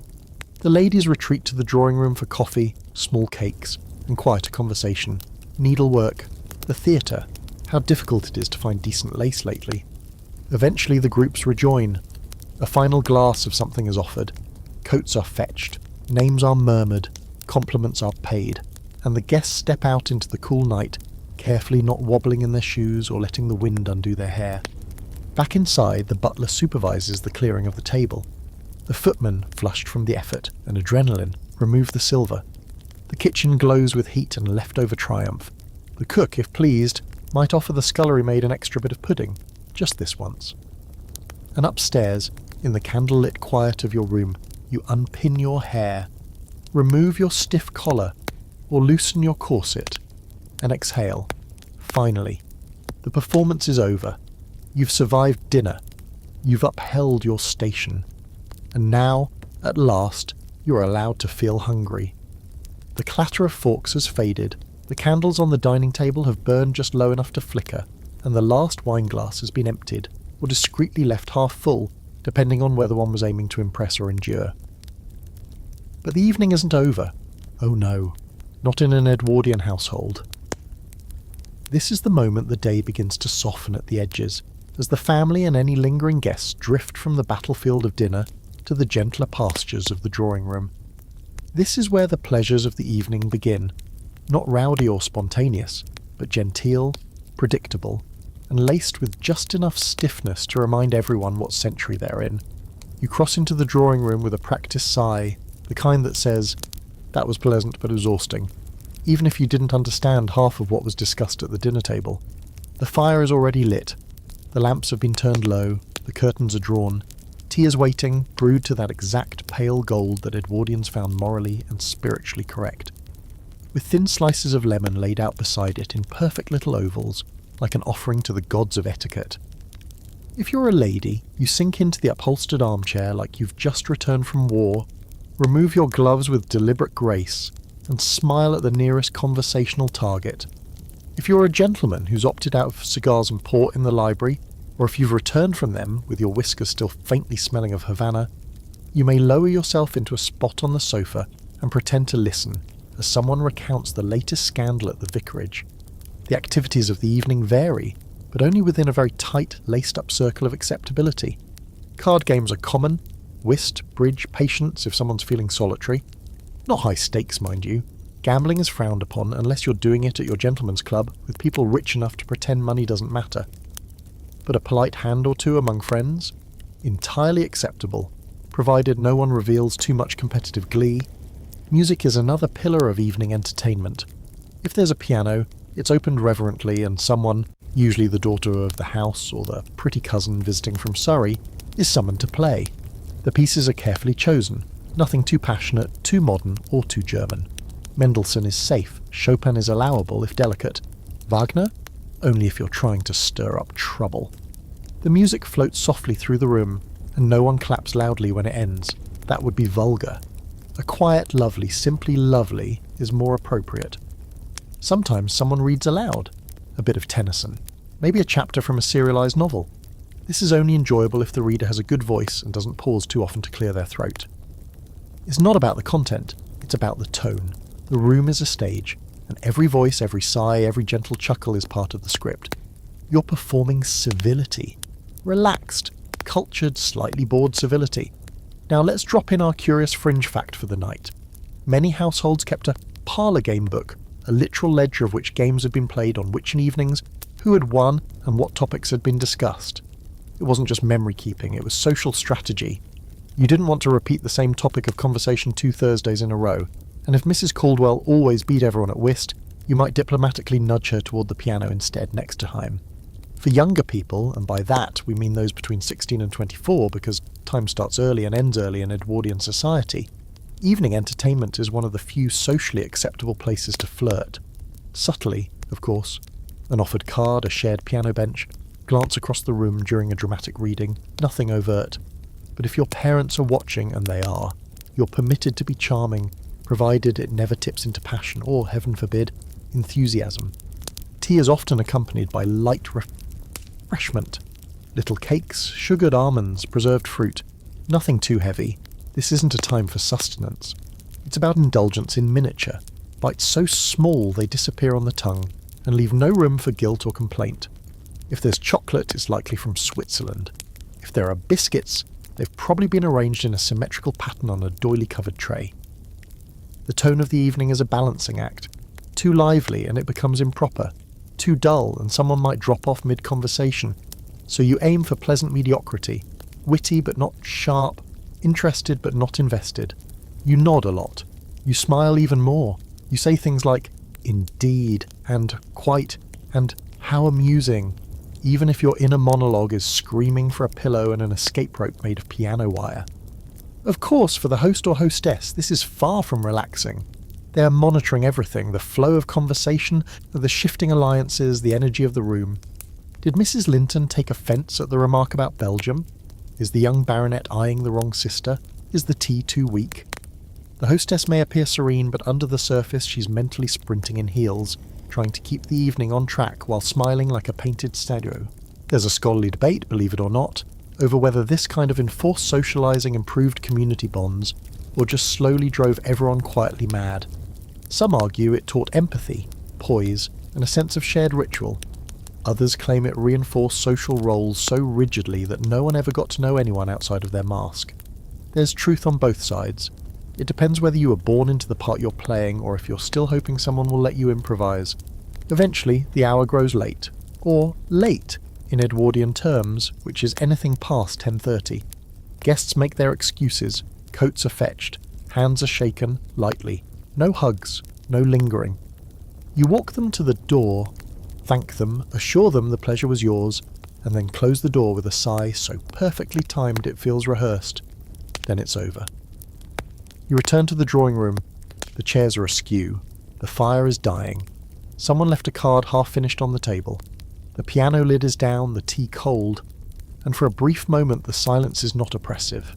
It's relief. If you're lucky, no one said the wrong thing, no one spilled tea on the rug, no one noticed you dozing during the poetry reading. You survived the evening, with your dignity intact and your shoes still on, while the family lounges upstairs with their teacups and tactfully edited small talk. Another dinner is unfolding deep in the belly of the house, one you won't find mentioned in the court circular. This is the servants' dinner, held not in candlelight but beneath gas lamps that hiss faintly overhead. There's no bone china, no engraved name cards, no butler with a ruler measuring fork placement. But make no mistake, this meal has its own formality, its own pecking order, and more than its share of unspoken rules. It usually begins sometime between 7 and 8 o'clock after the family's dinner has been served, cleared, and the kitchen returned to a semblance of sanity. The timing varies depending on how elaborate the upstairs menu was.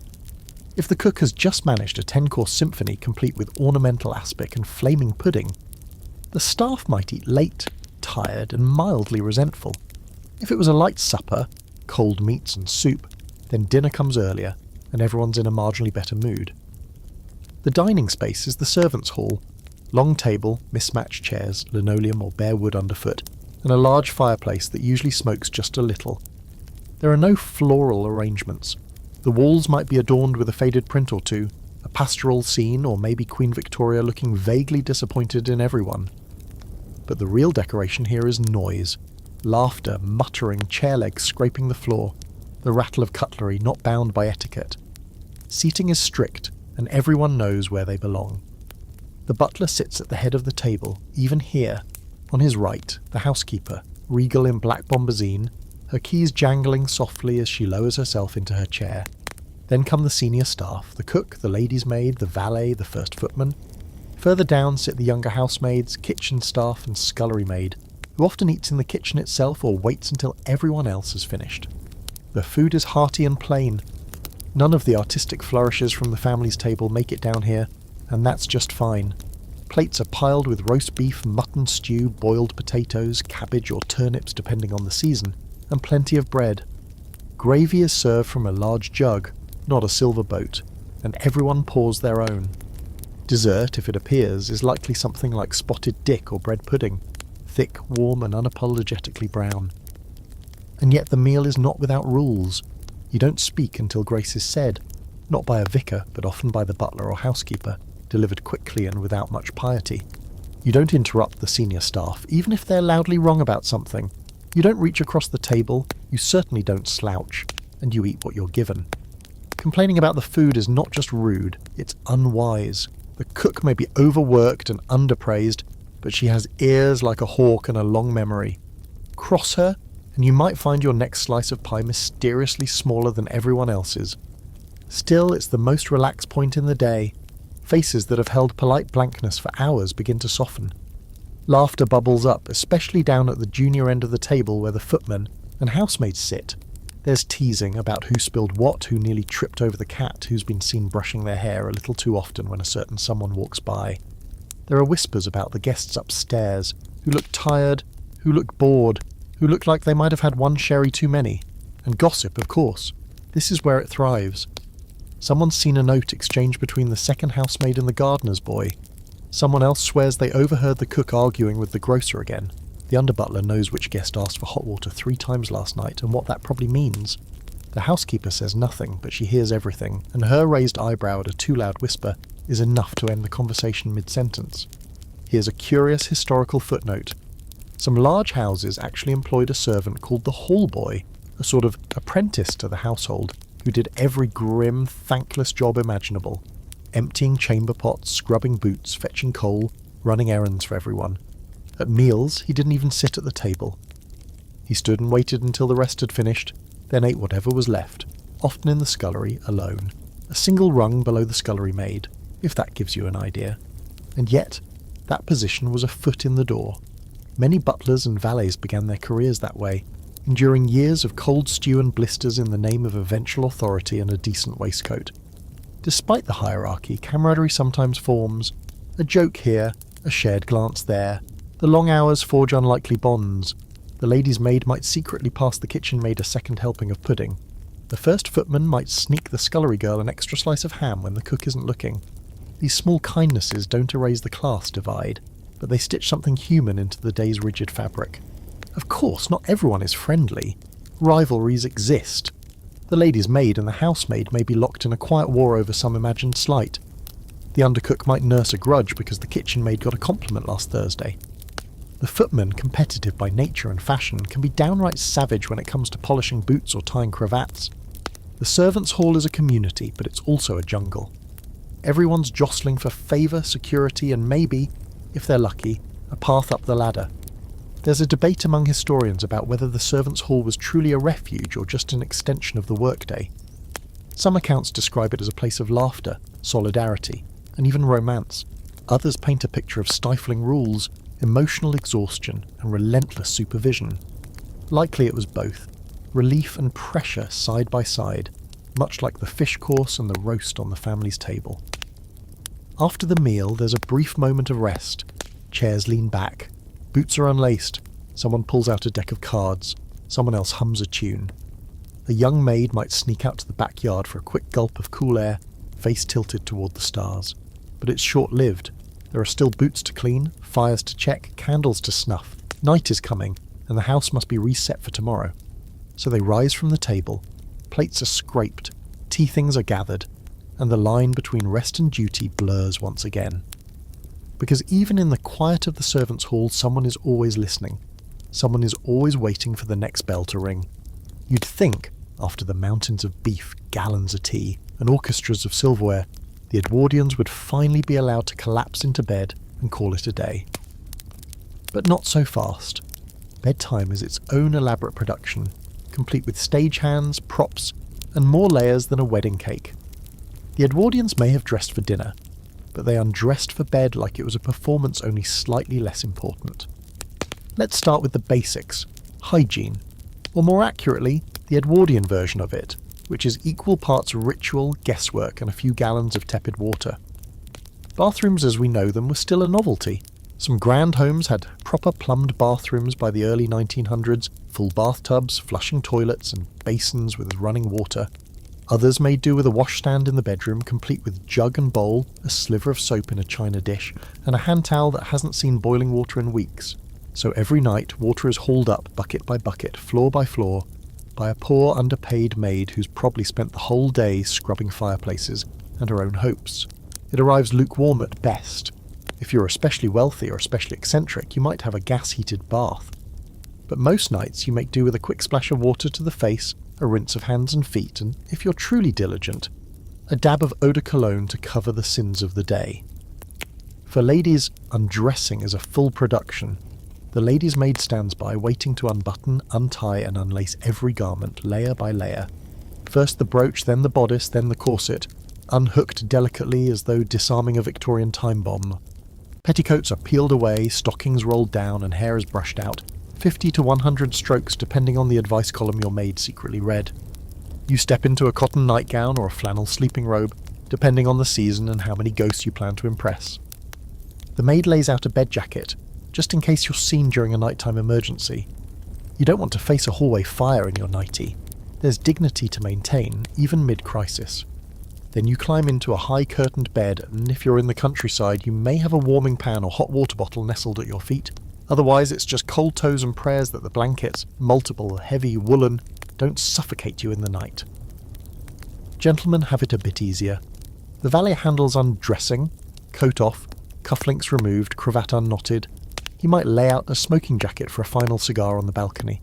Hair is smoothed, face wiped with a damp towel, and then it's into the striped pyjamas or a linen nightshirt that, frankly, would look more appropriate on a shipwreck survivor. Still, it's comfortable, and at least there's no corset involved.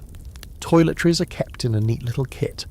A toothbrush with a bone or ivory handle, a pot of tooth powder, gritty and vaguely minty, a comb, a tiny bottle of tonic for the hair. There's no toothpaste tube, no deodorant stick. Maybe a dab of pomade, maybe a splash of rosewater. A gentleman might shave before bed, or leave it for the morning when the valet can supervise the chin situation with clinical precision. Now for hair washing, rare, calculated, and nearly traumatic. For women it's done weekly at best, sometimes less, using rainwater if possible, or boiled water mixed with Castile soap, egg yolks, or even brandy. Hair is dried by the fire, or, if you're terribly modern, using one of those newfangled hair drying machines that look like a cross between a bicycle pump and a torture device. Men wash their hair more often, usually with soap or vinegar, though opinions vary on whether that improves anything. Toilets or water closets are not always conveniently placed. If your home has one, congratulations, you live in the future. If not, you're still relying on the good old chamber pot, discreetly tucked under the bed or in a small cupboard. If you're a lady, the maid will empty it in the morning. If you're a man, the valet handles it, unless he's new, in which case you get to explain the protocol without looking directly at him. But the evening doesn't end with hygiene. There are rituals to be followed. The lady might read a bit of a devotional, or an improving novel, carefully propped up in bed with bolsters. She might sip a little warm milk or take a tonic recommended by her cousin's doctor's wife's niece. The gentleman might read the newspaper, mutter about politics, or write a short note to the steward. Occasionally letters are written. Thank yous, condolences, a quick inquiry about the availability of trout for next Friday's luncheon. Letter writing is its own form of prayer. Here's a curious little quirk. Some Edwardians believed that sleeping with a window open, even in winter, was good for the constitution. So while the fire blazes in the hearth, the maid cracks a window just slightly, letting in a chill that cuts through the room like a knife made of fog. You shiver under layers of bedding and tell yourself it's healthy. There's also the matter of locks. Bedroom doors are often locked at night, especially by ladies who value privacy or who have read one too many novels about nighttime visitors. Some even keep bells by the bedside, small handbells, to ring if they need the maid or if something dreadful happens, like running out of handkerchiefs or seeing a mouse. Finally, with the fire dimmed, the lamp snuffed, and the doors bolted, the house settles into its slow nightly exhale. The creak of floorboards, the occasional distant cough, the tick of a mantel clock.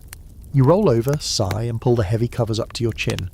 Sleep isn't just a biological need, it's part of the daily theatre. You rest as you live, properly, quietly, and with a sense of dignified exhaustion. There's a scholarly debate over whether all these nighttime rituals were comforting or oppressive. Some argue they offered structure and familiarity in an unpredictable world. Others point to the physical discomfort of corsets, freezing water, and the exhausting need to be composed even in the dark. Perhaps it was both. Sleep was the only place one could truly let go, if only for a few hours. Downstairs, the maids finish the last of the cleaning. The cook finally hangs up her apron, the hall boy empties the slop pails, and the butler checks the locks one final time before disappearing into his own modest chamber. And above, the house sleeps, layered in linen, wool, and class expectations, each occupant curled up in their own silence, waiting for morning's first bell to ring, and the show to begin again. Mornings in an Edwardian household don't so much begin as they assemble themselves. They start before you're even awake, with the silent choreography of servants tiptoeing through the corridors like ghosts with mops. Long before the lady of the house stretches beneath her mountain of quilts, or the master groans at the chime of the mantel clock, the house has already begun to stir, creak, and polish itself into another day of precision. The first to rise is the scullery maid. Poor thing, she's up in the freezing dark, often around 5, to start scrubbing the kitchen range and lighting the fires. If you think your job is tough, imagine hauling coal in your nightgown before the sun's even considered clocking in. She moves quietly through the kitchen like a soot-covered mouse, prepping for the cook, washing last night's pans and boiling water by the gallon for every other servant who thinks hot water just magically appears in jugs.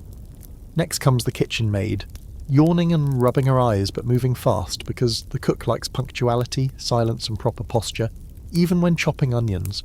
The range is going, the smell of baking bread starts to fill the air, and the servants' breakfast, their modest crumbly salvation, is on its way. Upstairs, the housemaids get moving. Their job is to sweep through the bedrooms like an invisible breeze. leaving no trace of their passing except the smell of lavender polish and the faint sound of carpets being beaten into submission. They carry trays of hot water, open shutters, shake out bedding, and relight the fireplaces if the rooms have them. They are expected to move fast, but quietly, like cats with tea trays.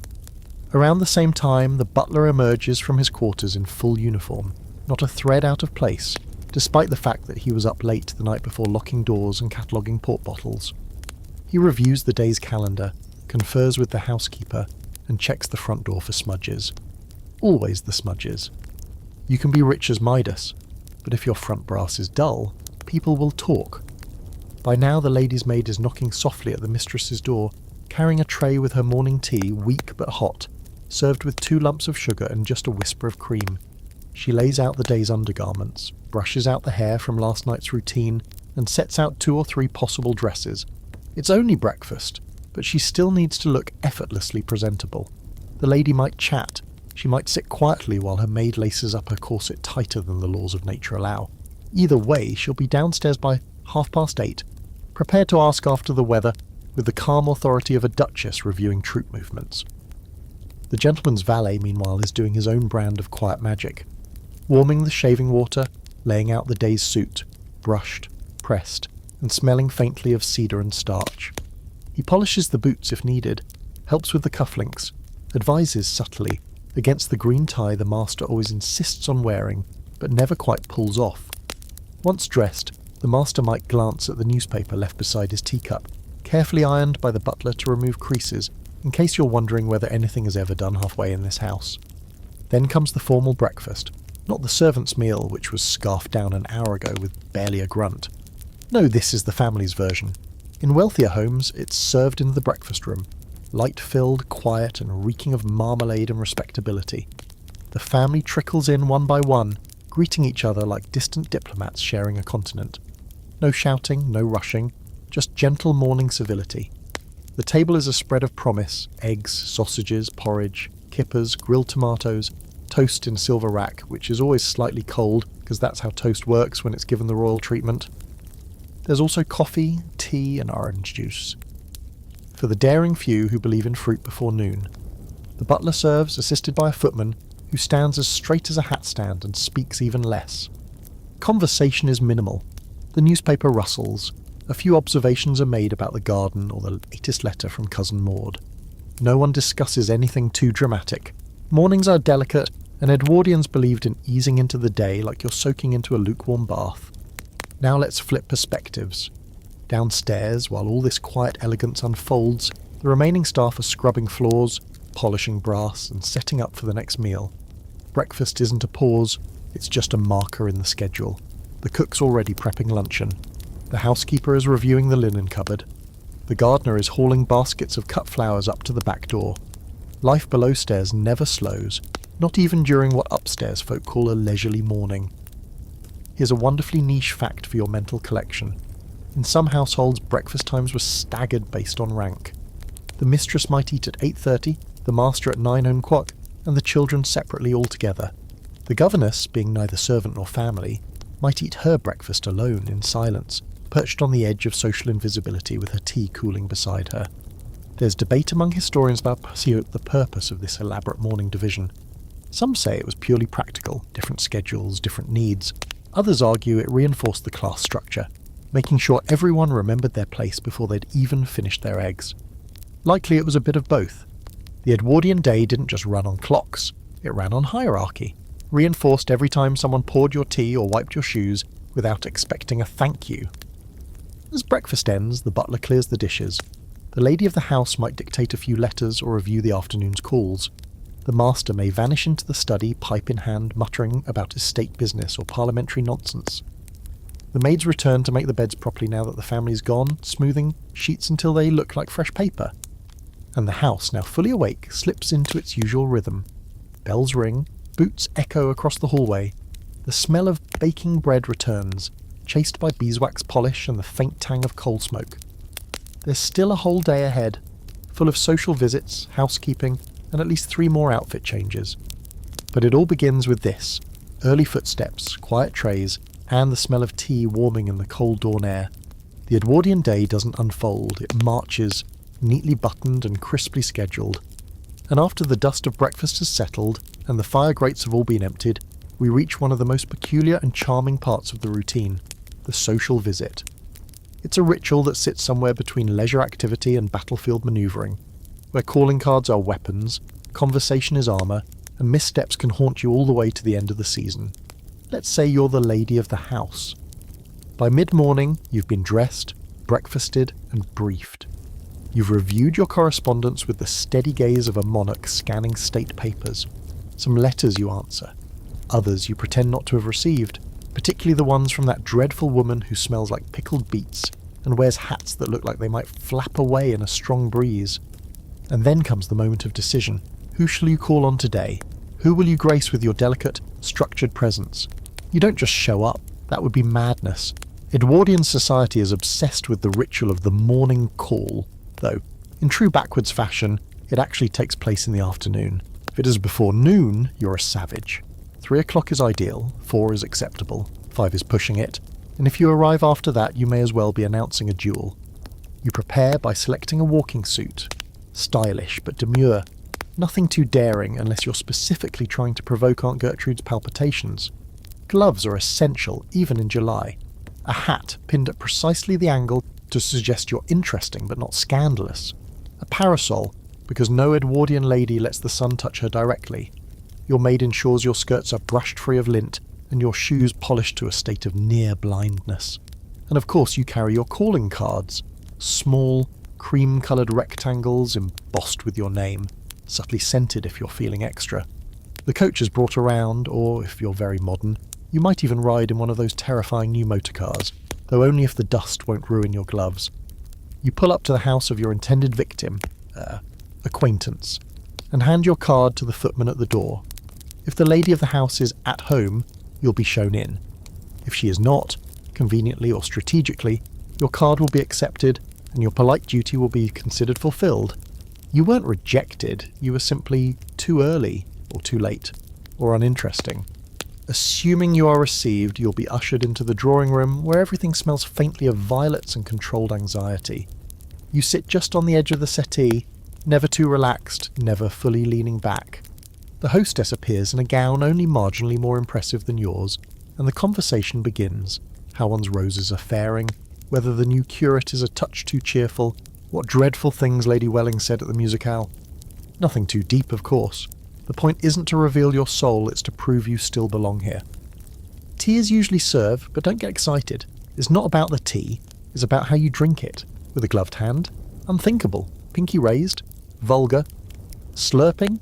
You may as well leave the country. You sip, you compliment the biscuits, and you feign interest in the hostess's latest embroidery project, which appears to be the 6th in a series of identical peacocks. A standard call lasts 15 minutes. Any longer, and you risk appearing too eager. Any shorter, and you're signalling offence. You thank your hostess, decline a second biscuit with just enough hesitation to seem polite and rise. Gloves back on, hat adjusted. Another card left discreetly for the master of the house, because even he must be acknowledged, even if he's probably in the library trying to avoid you. Now let's shift to the receiving end. If you're the one being visited, your day is even more complicated. You're expected to be at home during specific hours, usually 2 to 4 on certain days, and heaven help you if you accidentally answer the door in your petticoats because you forgot it's Thursday, and Mrs. Winslow never misses a Thursday. You must be dressed, composed and capable of discussing your parlour wallpaper as though it's been touched by angels. Servants play a crucial role in all of this.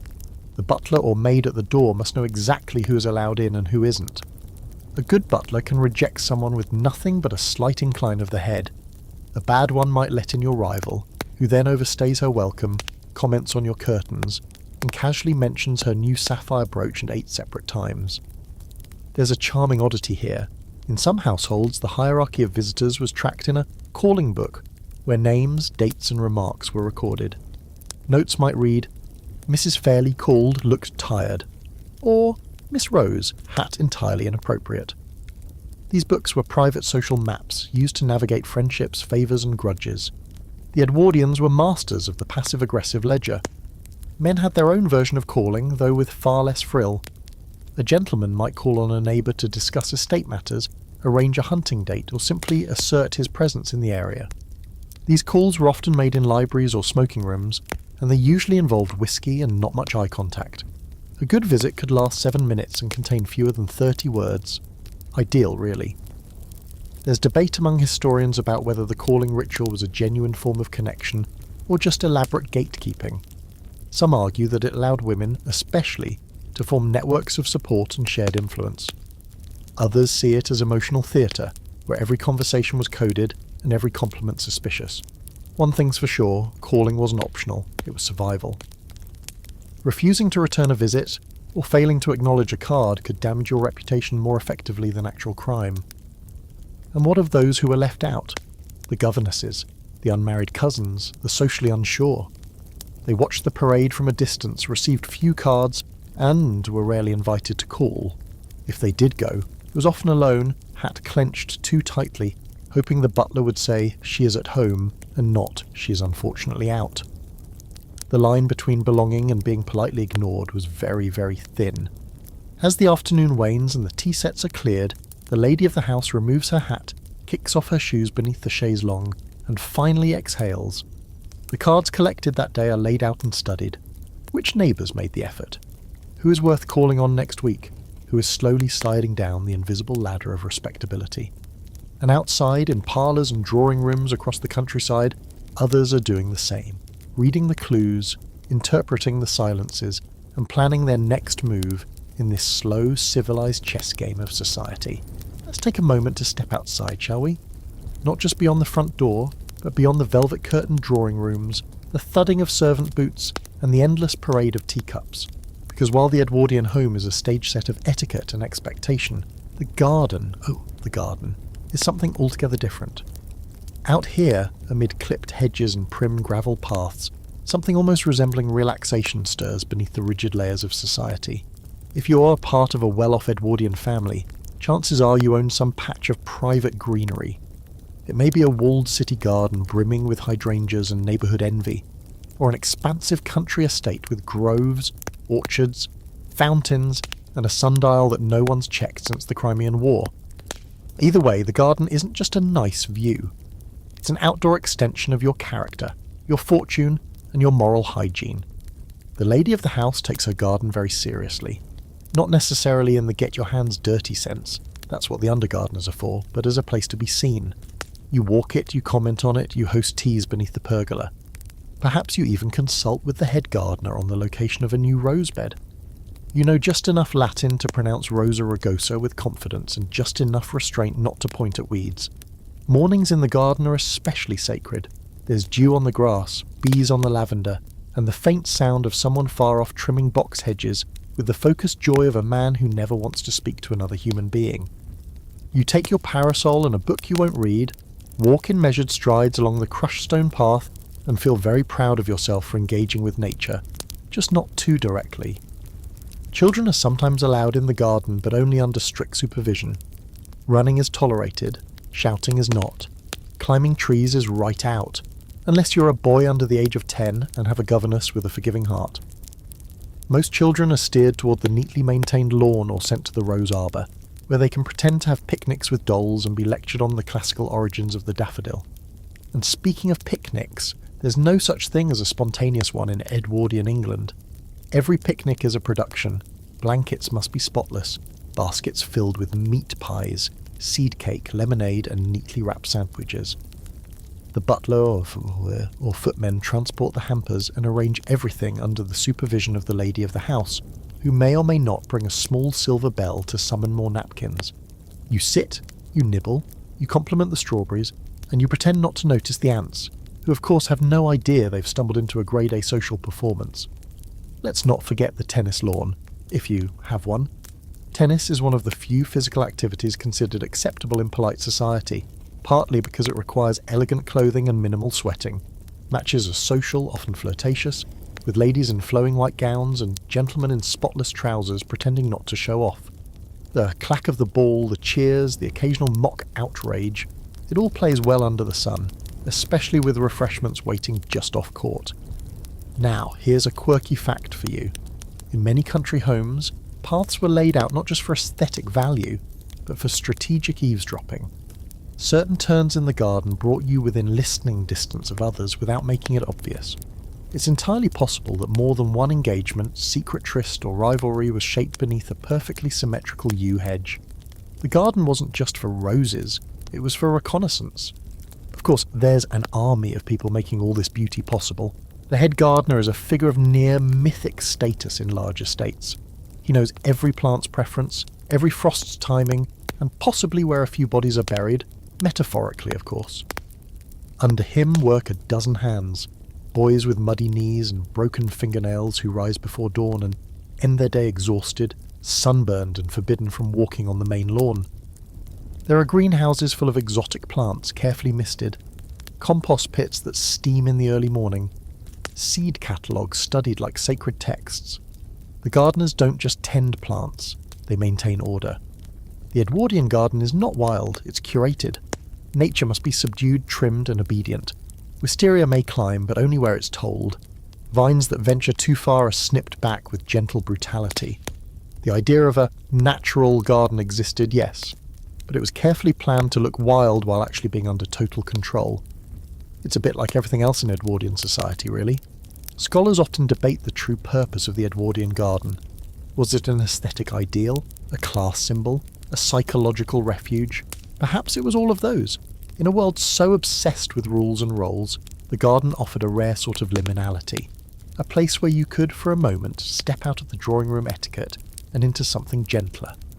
You were still on display, yes, but the performance was softer, the script looser. You could daydream among the peonies without someone correcting your fork technique. Afternoon tea in the garden is another ritual entirely. Tables set beneath flowering trees, crisp linens, bone china, sponge cake with raspberry jam. Guests stroll across the lawn, napkins in hand, admiring the dahlias. Conversation floats between "isn't it lovely" and "can you believe the price of tulip bulbs this year?" If you're lucky, someone brings a gramophone and plays a waltz. If you're very unlucky, someone brings a flute and plays at you. Evenings in the garden are quieter. The light softens, the shadows stretch. You might stroll with a guest after dinner, taking a turn by the fountain, perhaps remarking on the night-blooming jasmine. Maybe you pause under the arbour, lean in just slightly, and say something with exactly the right amount of ambiguity. The garden listens, it remembers, it keeps secrets better than any maid ever could. So while the house is a fortress of manners, the garden is a stage of half-whispers, gentle rebellion, and the illusion of ease. Out here, you can laugh too loudly and pretend it was the birds. You can loosen your corset under the wisteria and blame the heat. You can pause, barefoot on the grass, just for a second, and imagine what it might be like if no one ever rang the dressing bell again. As the sun dips low over the hills, or if you're in London, disappears entirely behind a wall of coal smoke and carriage dust, the Edwardian day begins its slow descent toward evening. But before the garden cools and the maids light the bedroom fires, there's one more essential element that knits family, fortune, and performance into a single embroidered square of daily life. Correspondence. Letters, notes, telegrams, invitations, little paper ambassadors fluttering through the post like butterflies in mourning gloves. Writing letters isn't a casual affair in the Edwardian home.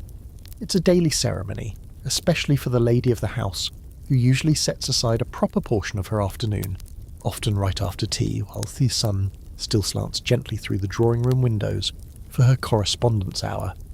She sits at her writing desk, a delicate creation of polished wood and too many tiny drawers, and begins to address the world with the same deliberate elegance she applies to everything else, from lace trimming to luncheon menus.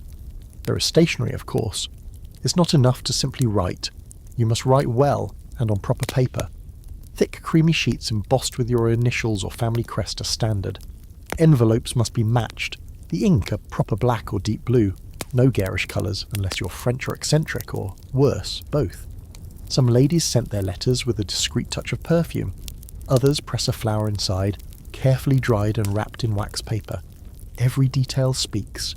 Every flourish whispers, "I am a person of taste, standing exactly where I should in the world." The letters themselves range from polite obligation to barely restrained longing. Invitations to dinner are phrased in the most indirect way possible. We should be most pleased if you would join us for a modest supper on the evening of the 19th, weather and schedules permitting. Condolences are formal and floral. Please accept our most sincere regrets for your recent loss. We think often of your late husband's fondness for trout. And then there are the love letters, carefully coded and layered with metaphors so thick you'd need a pickaxe to find the actual emotion. Men write letters too, of course, but with a bit less flair.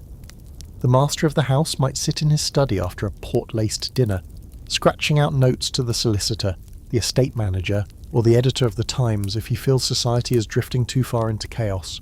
He uses heavier paper, probably ivory-toned and smelling faintly of ink and cigar smoke. His handwriting is large, a bit impatient, and just formal enough to be respectable. He never adds flourishes, he never underlines. One curious footnote. It was considered bad form to write on both sides of the paper unless you were sending a truly long letter. Why? Because it made the page look crowded, and cluttered paper, like cluttered anything, was a sign of disorder. A short letter with a blank back suggested confidence and clarity. A full sheet front and back, slightly desperate, possibly too French. Then there are the telegrams, those jittery little bursts of urgency. Delivered by uniformed boys on bicycles, telegrams carry a weight far beyond their short-clipped words. No one ever receives a telegram without bracing themselves. They're rarely used for casual updates. Instead, they bring births, deaths, train times, and the occasional awkwardly phrased love confession sent across miles of wire with the emotional precision of a drunk pigeon. A typical telegram might read, "Arrive, Tuesday stop, please have room ready. Stop mother with me, stop!" And just like that, you've lost a week of peace and your best guest towels. The cost of each word means messages are brutally concise. Sentiment is boiled down to the barest flavour. Love always is extravagant. Regards is more common. May need bail is sadly not unheard of, especially among certain aristocratic nephews with an affection for Paris. Back to the lady at her desk. She might spend the better part of an hour responding to invitations, thanking someone for a luncheon she secretly hated, or declining a gathering with carefully veiled regret. We find ourselves otherwise engaged that evening could mean anything from "I have a prior obligation" to "I'd rather dine with the cat." The key is to remain gracious while offering absolutely no hint of your real thoughts. Children are sometimes made to write thank you notes as practice for later life. A 6-year-old may be found labouring over "Dear Aunt Lavinia, thank you for the book about birds," while the governess corrects spelling and posture in equal measure. These little notes aren't just cute, they're training. Being properly grateful in writing is as vital as learning to curtsy or butter toast without making a sound, and of course the servants are involved too. Letters must be carried to the nearest postbox, or, in grander homes, given to the footman or coachman to deliver directly. Incoming post is sorted by the butler, placed on silver trays and delivered with morning tea. There's an entire economy of paper movement happening behind the scenes, mostly invisible and yet completely essential. Without it, society would collapse under the weight of unanswered invitations and unattended funerals. There's ongoing scholarly debate about whether all this letter writing served any emotional purpose or was merely social maintenance. Some suggest the ritual allowed people, especially women, a voice and influence they couldn't otherwise express.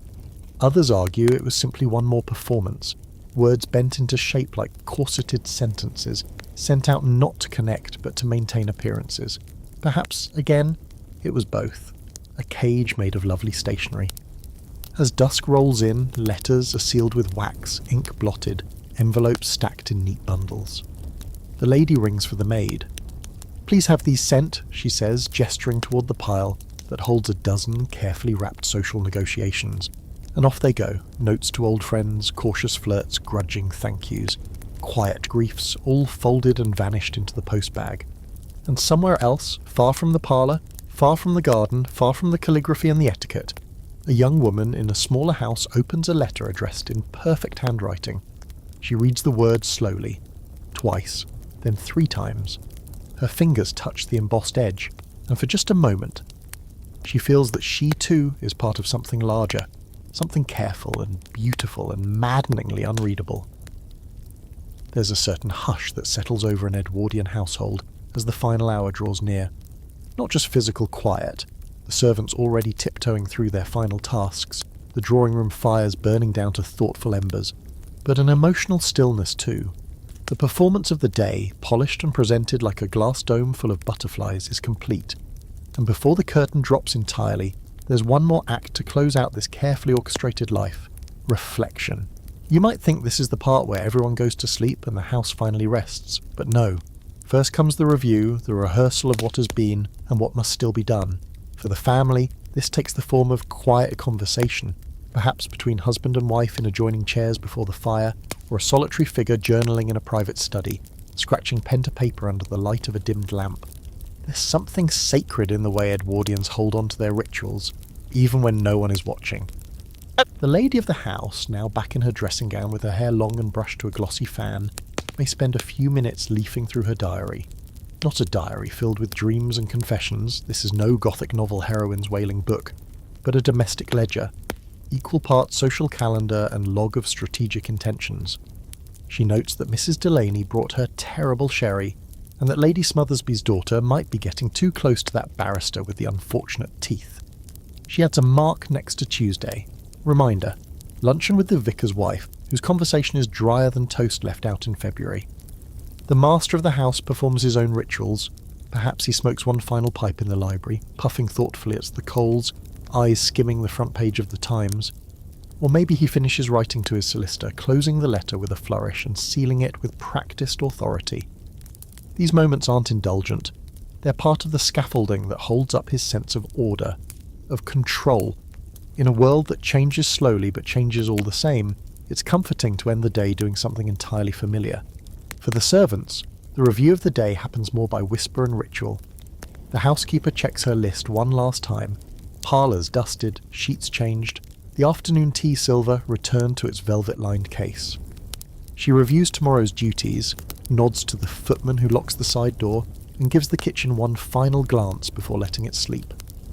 The butler ensures all the lights are turned down, the liquor cabinet locked, the clock on the mantel wound and ticking correctly like the heart of the house. Quiet, precise, eternal. And then to bed, again. But it's more than just the repetition of sheets and slippers. It's the carrying of memory, of a full day's worth of words, gestures, glances, judgments, and silences.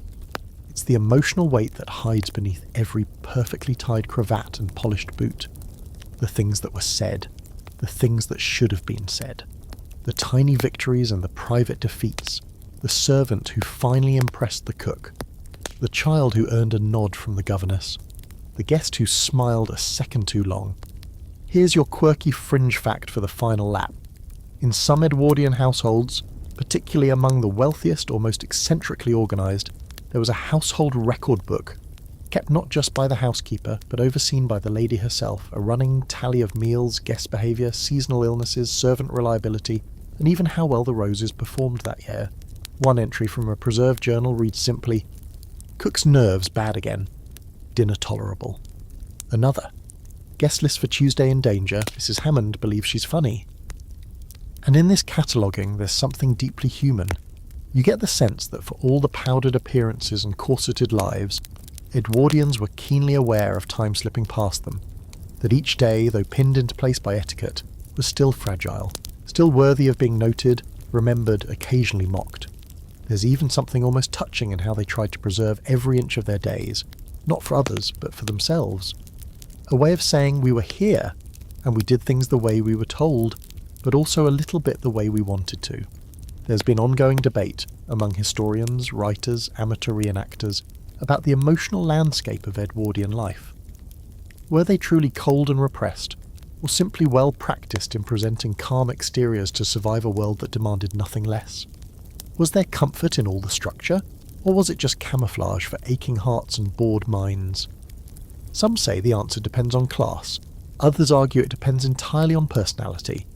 Either way, beneath all those hats and calling cards and dance cards, there were real people trying, just like you, to make sense of their place in the world. And this, more than the roast beef or the etiquette manuals or the embroidered handkerchiefs, is what defines daily life in the Edwardian family. The constant low hum of effort. The work of being someone. Not just a person, but a role.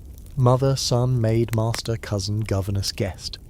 And with each role came expectations, lines to say, gestures to perform, and above all the constant awareness that eyes might be watching. But there is beauty in it too, in the ways they honoured the day by preparing for it, documenting it, wrapping it in rituals like paper around a gift.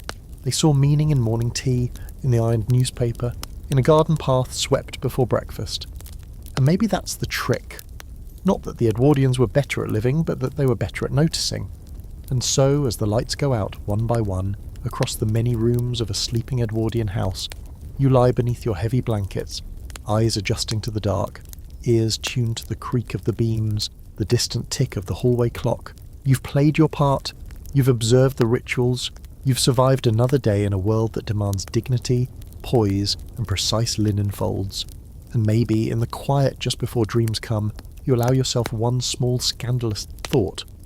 That tomorrow, if no one's looking, you might take your tea in the garden without gloves. And so the curtain falls on the Edwardian household, with its silk-covered rituals, carefully timed mealtimes, and invisible armies of workers moving like clock gears behind damask walls. You've walked through the drawing rooms and down the back stairs. You've heard the breakfast gong and felt the oppressive poetry of a well-pressed collar. You've survived afternoon calls, dodged scandalous biscuits, and fallen asleep beneath 5 blanketses and 1,000 expectations. The world you've stepped through tonight was stitched together with posture and pageantry, but beneath it all pulsed something universal, the daily effort to belong. Whether you were a lady brushing out your hair by candlelight or a scullery maid scrubbing out a kettle before dawn, you were part of the same great performance, one built on grace, guilt, rules, and the quiet ache for something just a little softer. That's the paradox of Edwardian life. So much gentleness wrapped in so much rigidity. Roses trimmed to unnatural perfection, silver polished until it ceased to sparkle, emotions folded away like winter linen. But still, there were small rebellions, a late-night laugh in the servants' hall, a skipped corset hook, a letter that said far too much between the lines. So as you drift off tonight, think of those quiet hours in the grand houses, fires glowing low, journals closed, boots set out for morning. Imagine the house asleep, with all its layered lives wrapped up tight, not just in sheets and routines, but in centuries of tradition, and the slow, creeping change already pressing at the edges.